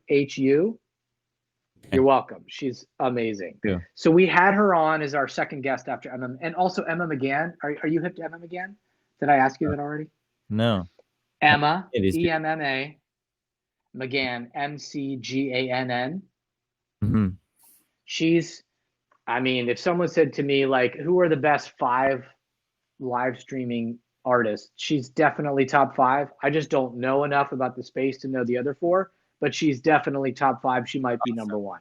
Wow. And and the other thing that's cool about you exploring what she's up to is she's on YouNow. She's also on Twitch. She does a lot of different components to how she, kind of has presence on the live streaming stuff. And also her producer and partner, James Plester, is sort of like the technical powerhouse behind what they do. For sure. If you go back and watch some of those streams, some of them we weren't able to download in time from YouNow, but I think we have at least 1 or 2 of them where like they're both on there. If you go back to the YouTube channel that we have and listen to those, very interesting. But the point I was going to make is that Sherry was talking about the fact that there's this sort of long form style of live streaming that's happening where it's just going and it doesn't have to be this sort of constant barrage of amazingness.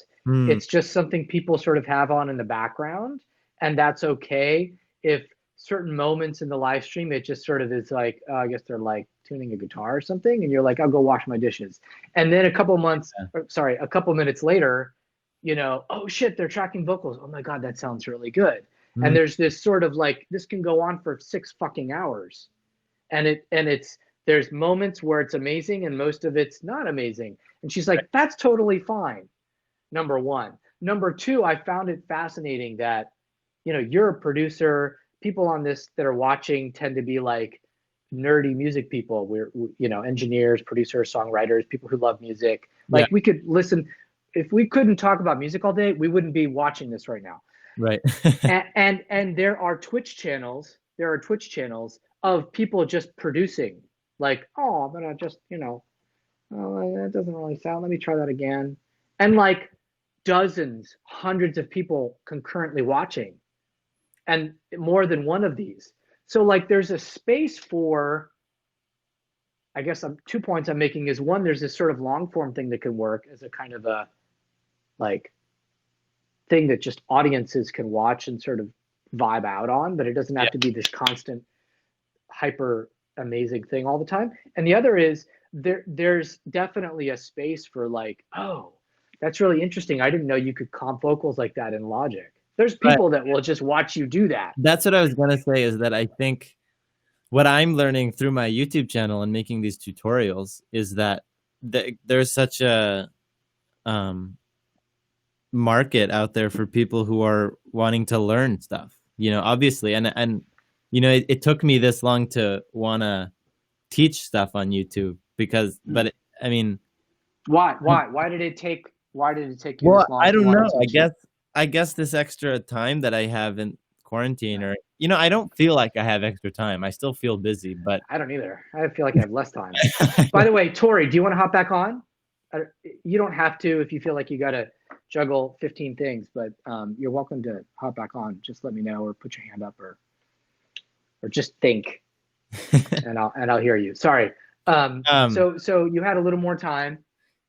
yeah. Well, no, I don't know if it's even time, but just like not going because I didn't have gigs going out because I was gigging like, you know, maybe at least once a week most of the time here in New York, and so like and rehearsing throughout the week. So I was leaving my house and coming back. So just the extra time that I had in my studio, I started making the tutorials, and well, Glad you did. really it's because Glad you did. we did that first live stream that I talked about that was successful.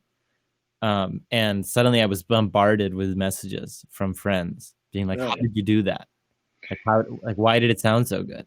All right, so you guys want to get into this? This was kind of like the meat of why we brought you on in the first place, and it's gonna get nerdy here for a minute. So if you guys need to jump right now and be like, okay, that was cute, but like I don't want to hear about fucking interfaces and all sorts of stuff, because we're gonna get into it for a second, and then if it gets too nerdy, tough.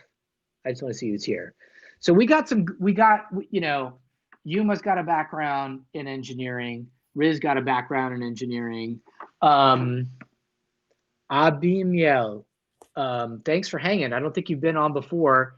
Give us a little bit of stats on like what's your background, what draws you into learning about live streaming, and what we're talking about. Let us know a little bit about you.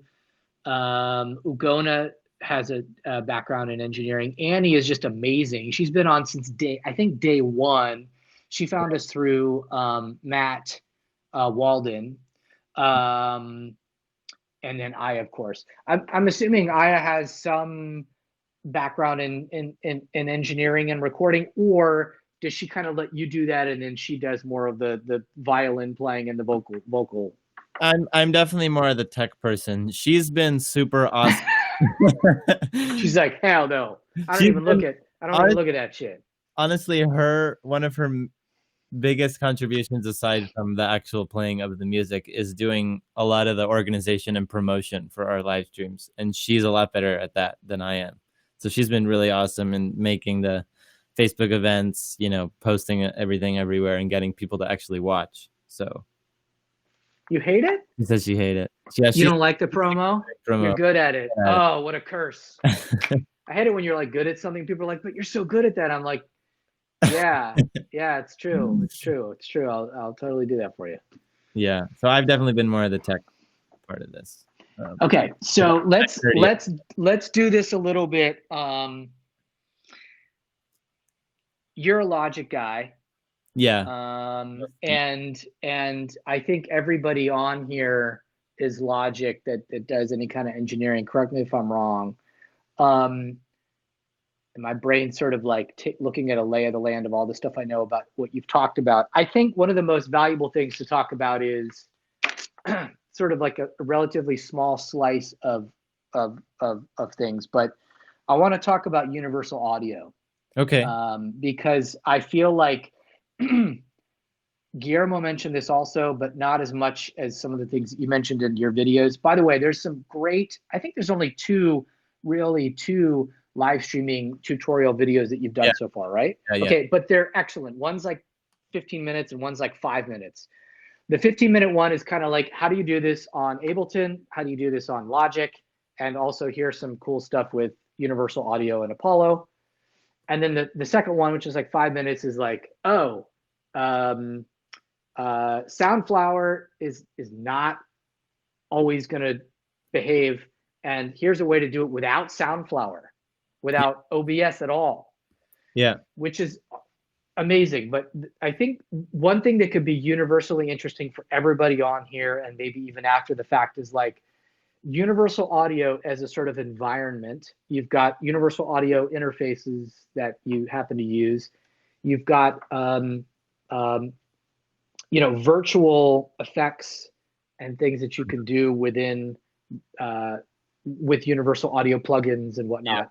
Yeah. And as a third piece of that, you've got a console that can be run within universal audio that allows for 0 latency.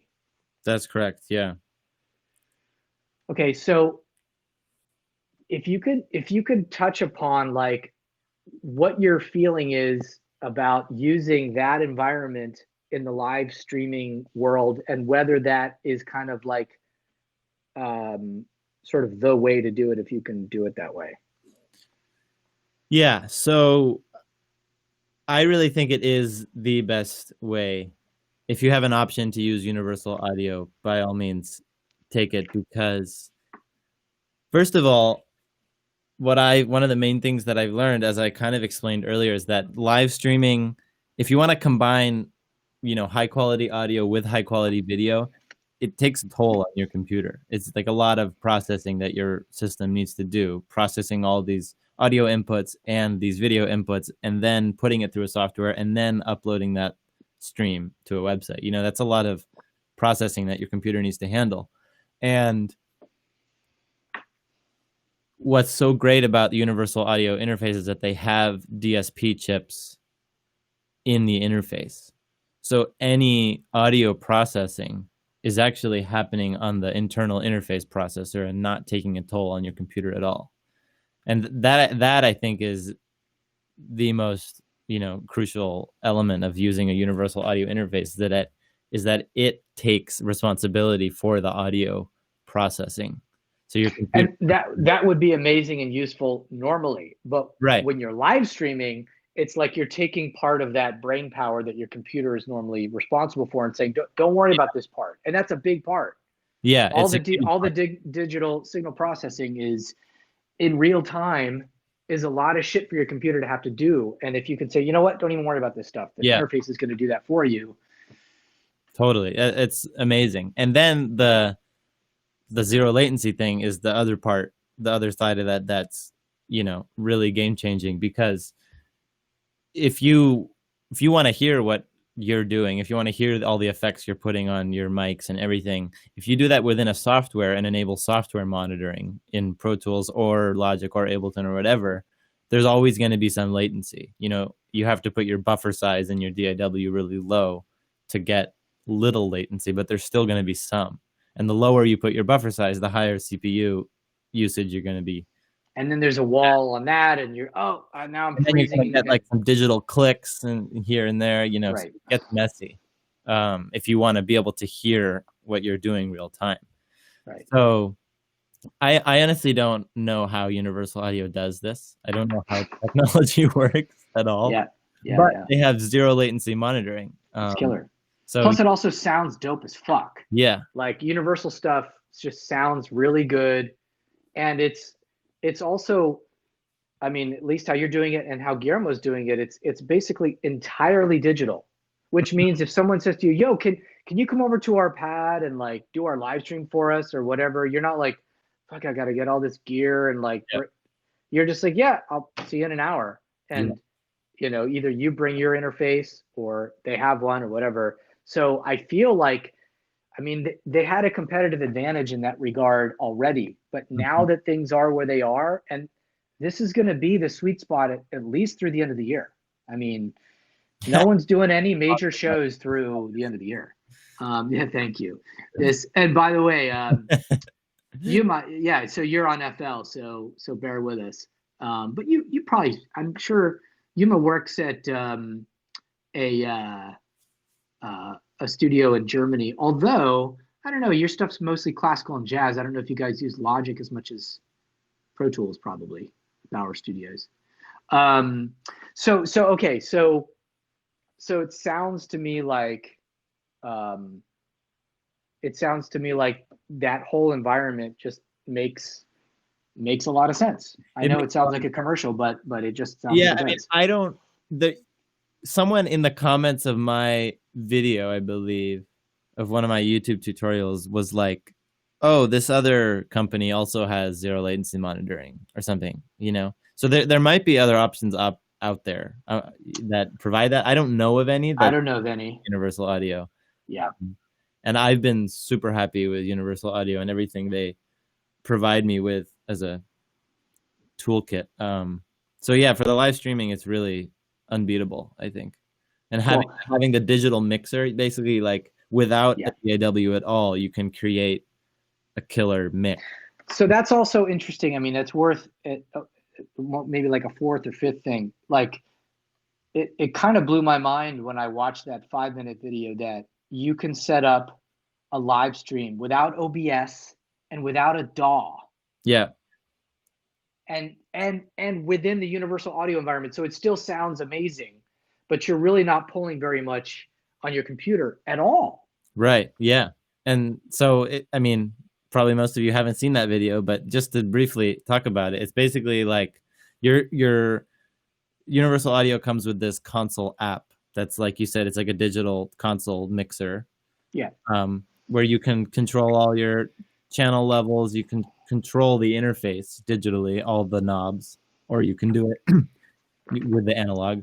And then you can have all these effects inserts and sends with Universal Audio plugins. And that window, that app has an output. And what's really cool is that Universal Audio allows you to be completely customizable. So you can go into your input and output matrix and basically like customize that matrix however you want.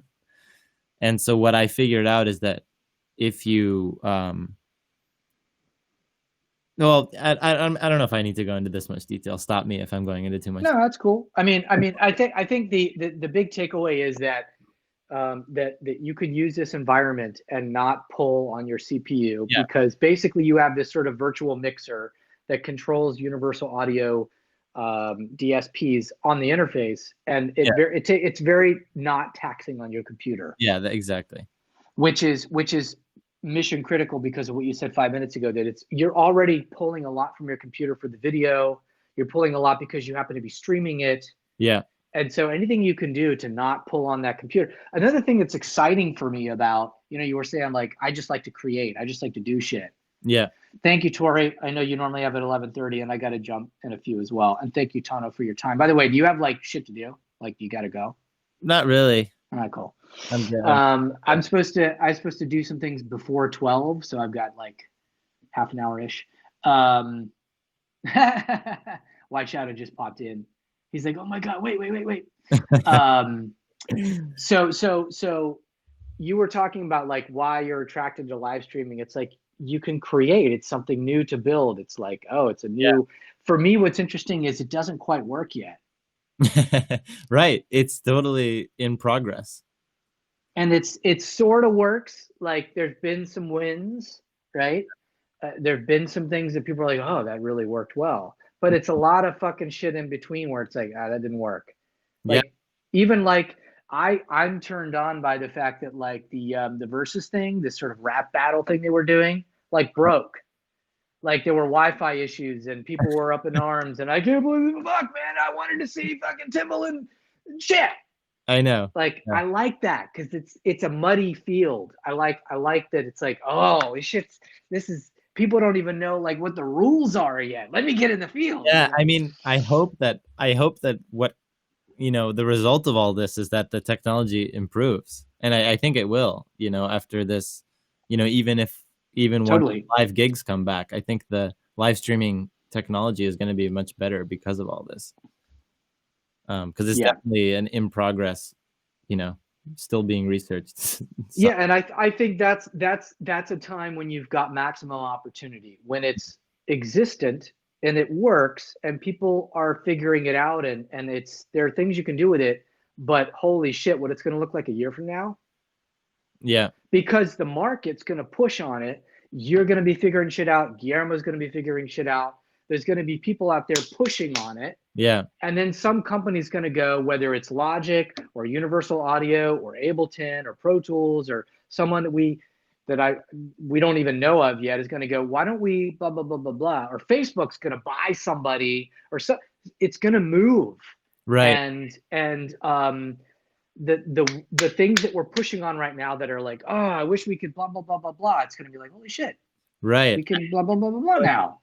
What I think the next step could be is like if, like for musicians, is that if Thank you, White Shadow. like Logic or Ableton incorporated live streaming directly into their DAW. You know, I don't know if that exists. I'm not sure if that's even something that works. So here's a couple of things that, and this is where it gets fun. Like I can share. So because of the role that I have right now, I can call up companies and I can be like, what are you guys doing? Mm. Right. And there's things they can tell me that I can say, okay, that's on the record. I'm allowed to talk about that. And there's things that they're like, don't talk about this until, or this isn't done yet, or blah, blah, blah, blah, blah. Mm. So, but that said, so you're probably familiar with audio movers. Yes, actually, I was just going to mention that. So audio movers is one, but another one that I want to mention, and we can go back to audio movers. Yeah, is called Session Wire. Session Wire. Session Wire is designed to live within the DAW, and it's like if I have Pro Tools open and you have Logic open, I can have a session running, and you can have that session, and we can be tracking together. Shit. Now, there's still issues. You cannot technically, if you're playing guitar and I'm playing bass, we can't really play together in real time yet. But I can be like, here's the guitar part, and you're like, yo, check out this bass part. And it can be close enough. It can be sort of like synchronous production. It's just not exactly like zero latency yet, because I think there's literal, I think there's just technological, whether, I think even if you're on fiber, you're not even using Wi-Fi. I think even then, it's just technologically impossible for it to be. Now, there's also ways of setting it up, just like in the DAWs, where you can, it feels like it's in real time because it delays it enough for you that in your world, what you're hearing is synced. And what in my world, what I'm hearing is synced. Yeah. But it's not quite. So Session Wire is pushing on it. Okay. And they're the only ones I know that are working on it in an actual DAW environment. Have you used it? I haven't. It looks like video is incorporated too. It's not just the audio. Yeah, and that's an interesting component. I want to bring them on.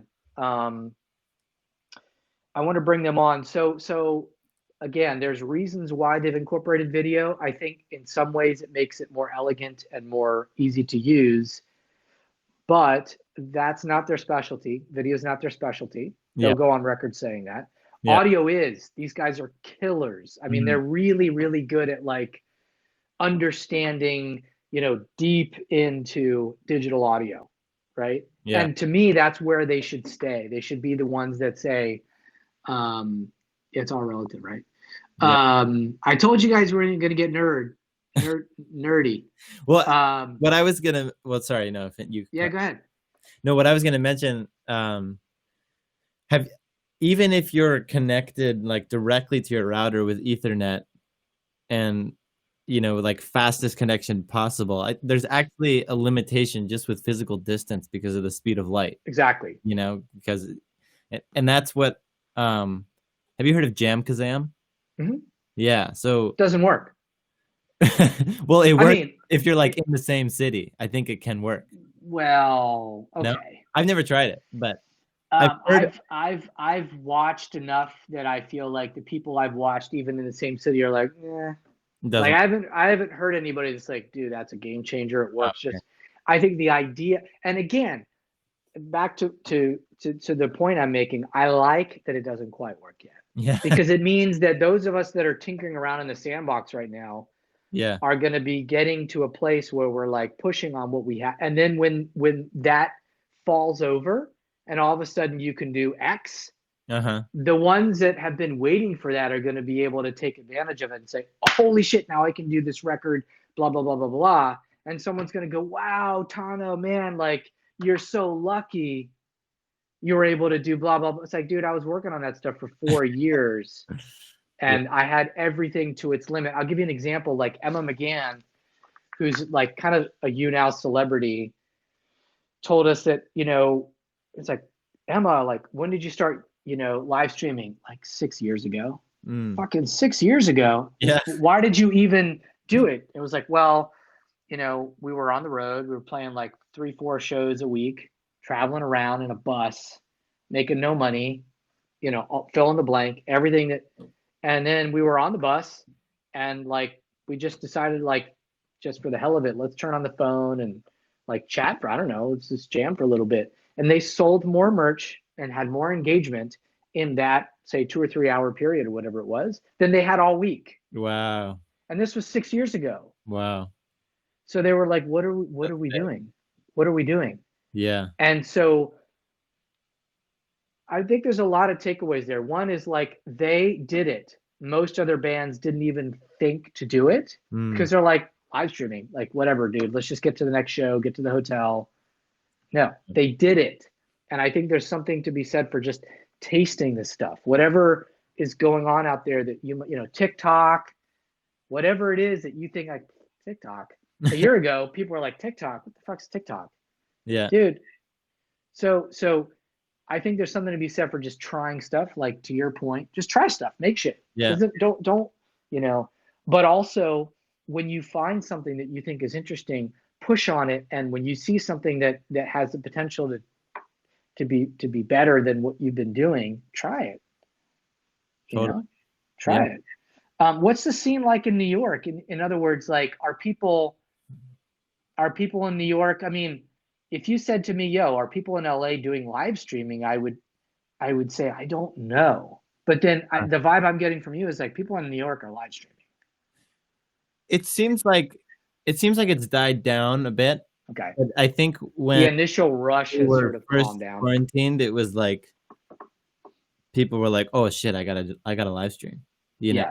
At least in my community, like, I had a lot of friends, some fellow Berkeley grads and others who are living in New York now, who were live streaming a lot right when the quarantine sort of hit, but not really like with a fancy setup like I'm doing, kind of more just like throw up the iPhone, Instagram, play half an hour of songs, see you later kind of thing. But it would happen all the time. Like, I was seeing friends going live.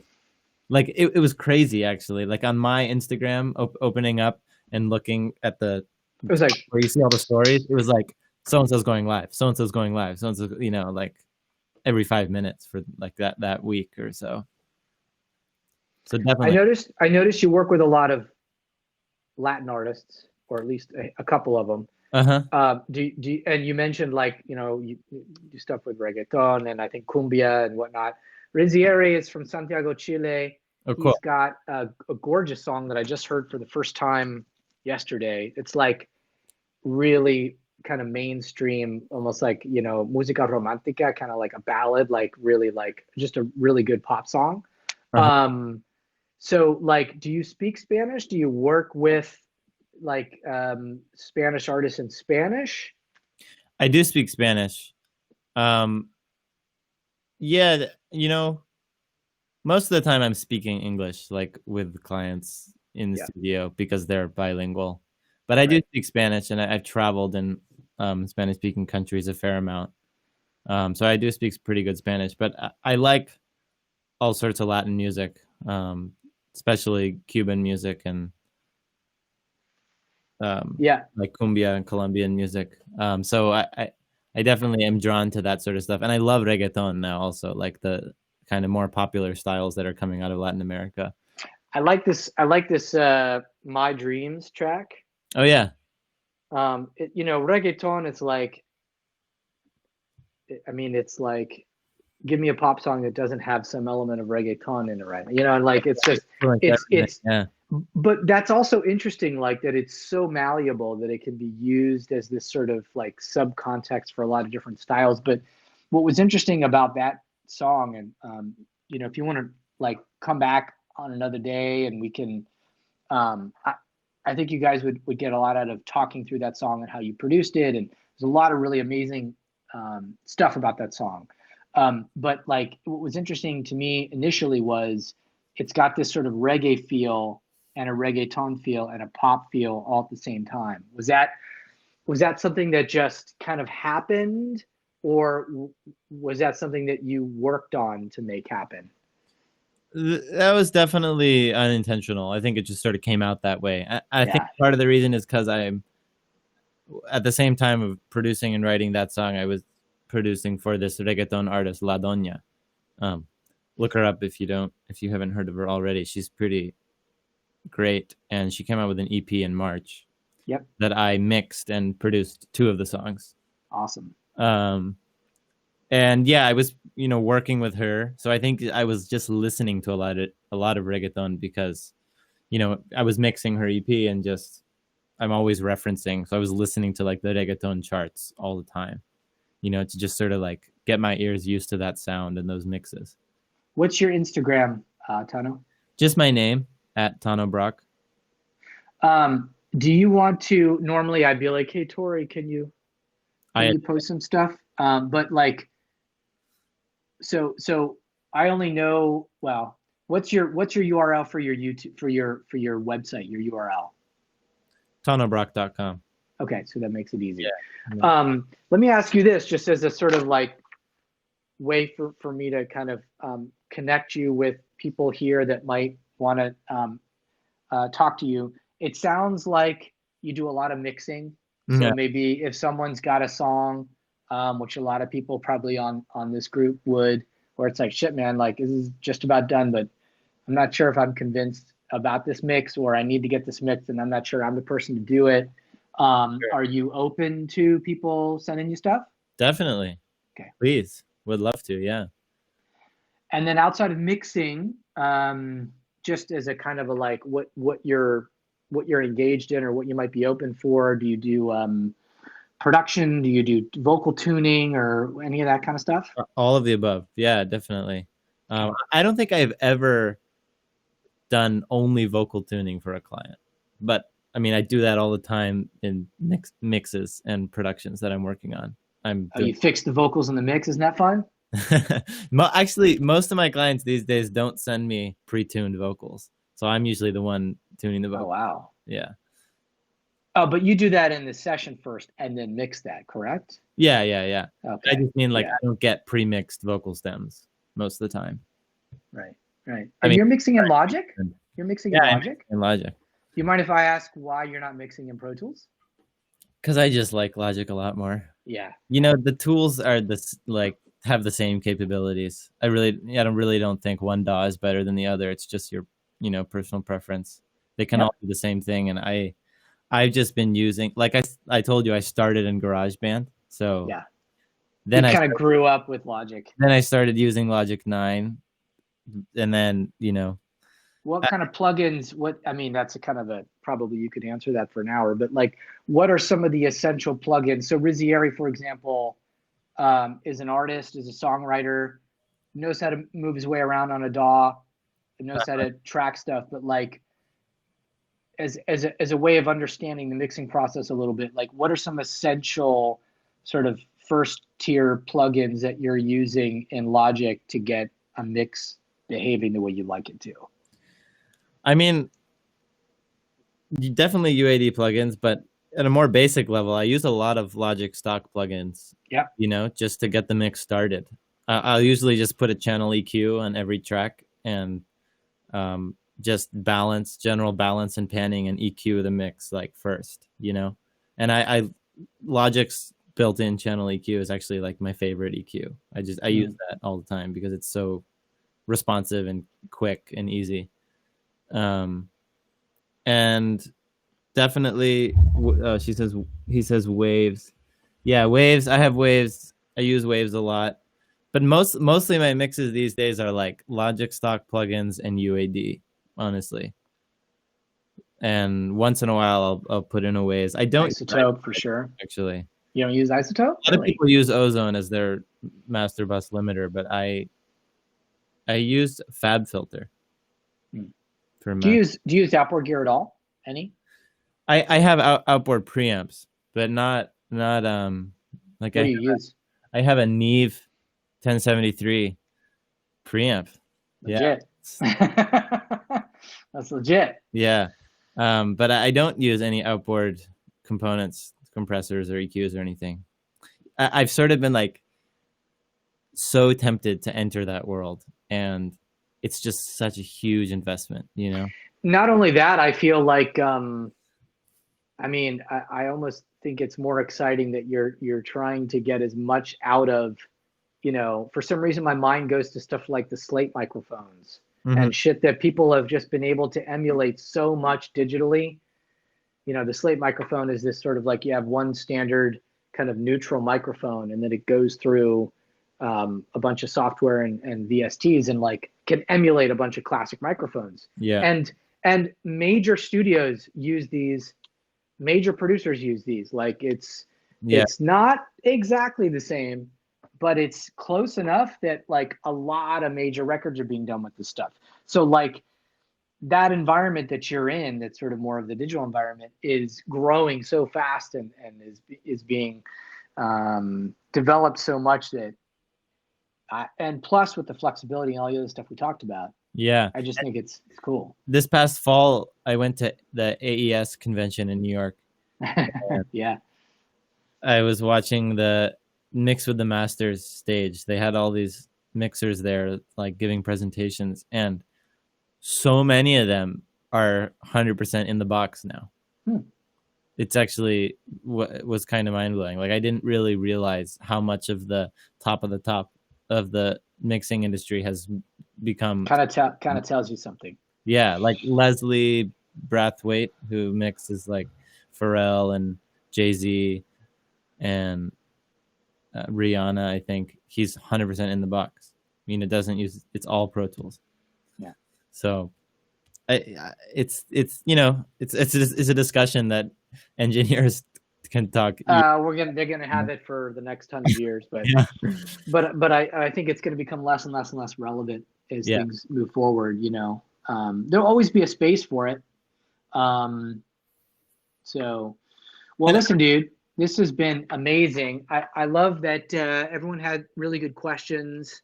And I also really liked that. I think we had like a good balance of like, you know, some big picture stuff and how do you view what's going on, and then we were able to sort of you know, do some more nuts and bolts type shit. Yeah. You guys can definitely subscribe to Tano's YouTube channel. I would encourage you to do it. It sounds like you're going to be doing more tutorials soon. Yeah, I'm trying to do them like once a week or so, you know, if I get to it. But I noticed, I mean, I'm sure you noticed this too, but I'll just put it out there. I noticed, thank you, Aya, you read my mind. You know, if you look at all of the stuff on your channel that you've released over like, I think even like a year or two, by far, the most views you've got is for the live streaming one you did 100% a month ago, like by a 10-1 margin. Yeah. So, way more. So come on, man. Like I'm serious, like, you know, both for you and for us. Like, I think it would be great for you, even if you feel like, well, you know, I'm still learning myself. Great. Oh, let me ask you one other question, because I feel like this came up with Guillermo, and I wanted to ask you about it while we've got you. Yeah, please subscribe to Tano's channel and check out his music. Like, we would love to have you on in the next couple weeks when Tori tells me I'm allowed to. And we can have you back for a music review when we have a slot. For sure. And what we normally do with those is White Shadow was on one, I think the last one we did, right? It's pretty scary, White Shadow, right? He's like, yeah, dude, don't do it. Don't do it. He's like, whatever he tells you, don't do it. We open up sort of the Pandora's box, and it's like, okay, what's making this song work? Where did it come from? How does this fit into your grand scheme as an artist? And you know, what was hard about it? You know, what makes the song tick for you? That kind of stuff. I wanted to ask you one more technical question. Yeah. Guillermo talked a lot about loopback. Loopback is made by the same company, Rogue Amoeba, that makes Soundflower. Thank you. Yeah. And he said, you know, the easiest way for me to explain to you how much he emphasized it was, he said, look, if you have, you know, $1,000 to spend on new gear and you're getting into live streaming, the first $100, loopback. Because if your shit's not living in a DAW if your audio is not going through a DAW, universal audio notwithstanding, but basically, generally, if your audio is not going through that DAW first before it gets broadcast, you're kidding yourself. It's not going to sound good enough. You have no control. You have no way of really. So what are your thoughts on loopback, or have you gotten into loopback at all? I haven't gotten into loopback. As far as I'm concerned, it's like a more advanced, more features option of Soundflower. And so you don't need it at the moment. I don't need those options. I mean, Soundflower is not an application. It's literally just an existing audio input and output in your system. And you can send audio to it and get audio from it. Yep. And it works with like the newest Mac OS. As far as a lot of people think that it like doesn't work, but they actually have a new download for Catalina. Okay. And so I haven't had any problems with Soundflower, so I guess I haven't had a reason to upgrade to loopback. Well, but again, I like your solution even better, because you don't even, man, if you can do it without a DAW at all, and without OBS at all, it just means that you're using the computer for the video processing or the broadcasting or whatever it is you're doing, and that just seems like the best way to do it if that's how you're set up. I agree. If you have universal audio, don't worry about loopback. This live stream has been brought to you by. I know, for real. Right? You guys have any other questions for Tano while we're still on here? This was a super fun one to kind of wrap up the week. I'm glad you guys made it. I didn't know about Soundflower. I would say don't even worry about Soundflower. If you have an Apollo, you said you had an Apollo, right? I think. I don't know if Azeri does or not. I can't remember what you have, Riz. But even if you did,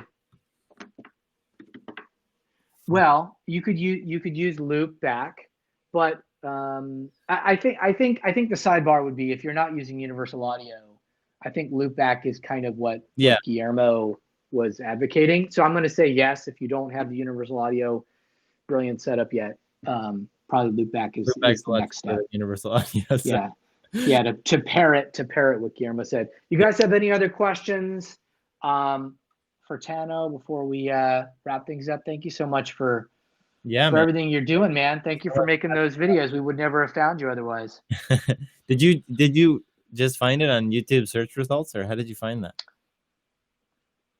I think there was probably a point a few weeks ago where I was just looking at people that were teaching things on live streaming. And then I was like trying to gather, like, okay, does this person even know what they're talking about? No. Does this person, they're just saying the same shit, everybody. Okay, next. And I sensed, because of the fact that you also have some really cool videos on Logic 10.5. Yeah. Which is really, I mean, we could do a couple of things on the new Logic. It's super cool. I love it. I think they're making giving Ableton a run for their money. Totally. Really, really interesting stuff in Logic right now. If you guys are Logic users and don't have 10.5, what are you doing? But I noticed that you were doing like solid things, and you clearly had a background, and your music sounded good. And I liked that you weren't just like some dude doing live streaming. You were an engineer and producer and a musician doing live streaming, because it seemed like something that was an extension of what you were already doing. Right. And I think that speaks to our community, because these are people that are in the same boat. They just haven't really pushed on live streaming yet. Totally. So I think that's more interesting than someone that's like, well, here's how live streaming works. It's like, that's good. I like that. Got a question, Riz? Riz is like, don't let him go yet. I got a question. Yeah, the latency of this system is great. You're right. Like when we're streaming on Facebook, it's like someone comments, and like we ask a question and we don't see the responses to the question until like 20 seconds later. Well, that's a whole other level to it. But the actual back and forth of our conversation, there's some way to isolate parts that it's compressed. I'm not sure what that means. Not sure what that means, brother. Tracks. Can you isolate tracks so they are compressed? I think what he's asking is like, can you compress individual tracks in Logic? Yeah, definitely. I mean, Yeah. you compress. Yeah. Yeah. So give us the quick answer on how you would do that Well, in any DAW. to isolate some part of a track that is compressed. How does one add compression in a DAW? Yeah, I mean, you can, okay, so you have an audio file. If you put it in a track, you can put a compressor on that track. If you wanna, as an insert, and then you'll be compressing whatever audio's in that track. If you want to just compress part of that audio file, you can chop it up in as many pieces as you want and move them onto different tracks and have different levels of compression on different tracks. And still keep them in the same part of the timeline. Yeah, the shift thing or whatever. Exactly. Yeah. Or you can automate compression. I never do that, but if you want to do that, if you want to like change the compression threshold throughout the song, you can automate that parameter. Why do you not automate? I don't automate compression because usually I want the compressor to be riding, at the same threshold throughout the song. Mm-hmm. I'll gain stage an audio file if certain, with clip gain sort of thing. Yep. So the compressor works about the same, but I want a compressor working on a track. Otherwise, you'll get inconsistent sounds. Yep. Like, Riz, does that make sense? I mean, I know it's like sort of a very quick and dirty.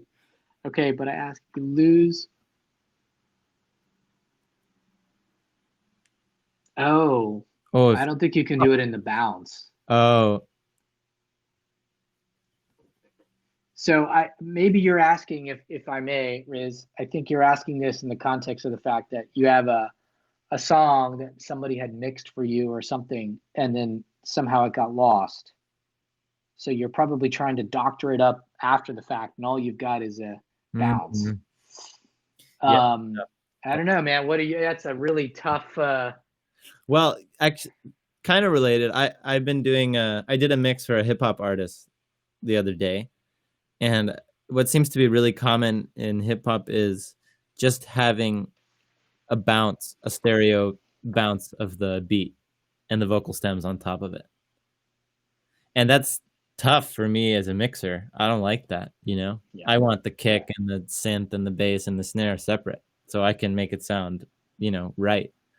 But it seems like often a producer will just send a bounce and be like, "Oh no, I don't have the stems anymore." Like you just and then that becomes sort of the sound on the street. Like everybody's fucking doing that, and it's like, okay, that's the sound we're going for. Dude, it's just because the guy didn't have the, Yeah. So I was mixing a 2-track of the beat, and there's a good amount you can do with EQing and kind of harmonic distortion. I add a lot of distortion and harmonics in those types of situations to sort of like grain it up a bit, because usually they're just like they're not mixed well. They're not really mixed. They're just like the producer bounces his.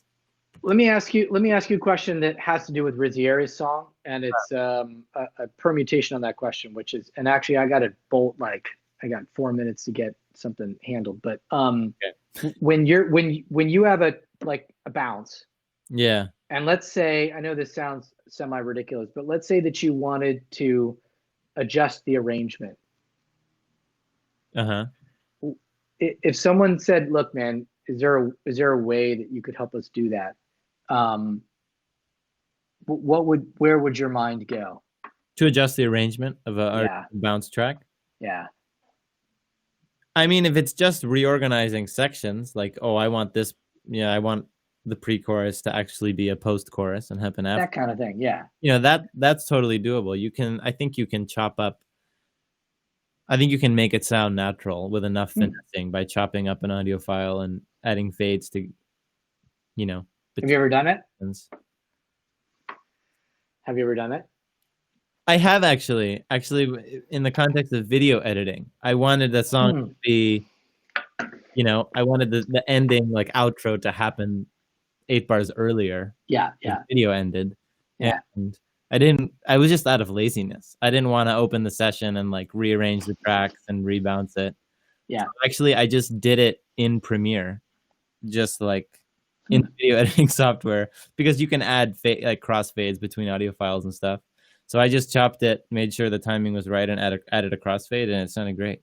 So all we got to do is make a video out of it. And we're straight. Yeah, there you go. No, because Rizier, I mean, I think your track is very strong. I think it's really got a lot going for it. And whatever it is that you feel is missing or is different from the version that you have relative to whatever this person did for you, I think that track needs to get out. But I think there's some arrangement things that we could talk through at some point if you want to come on with it.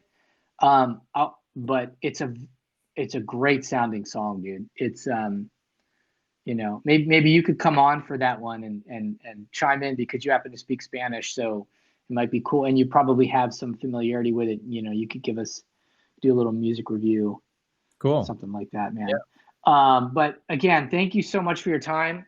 You have our contact, so anything we can help with on our end,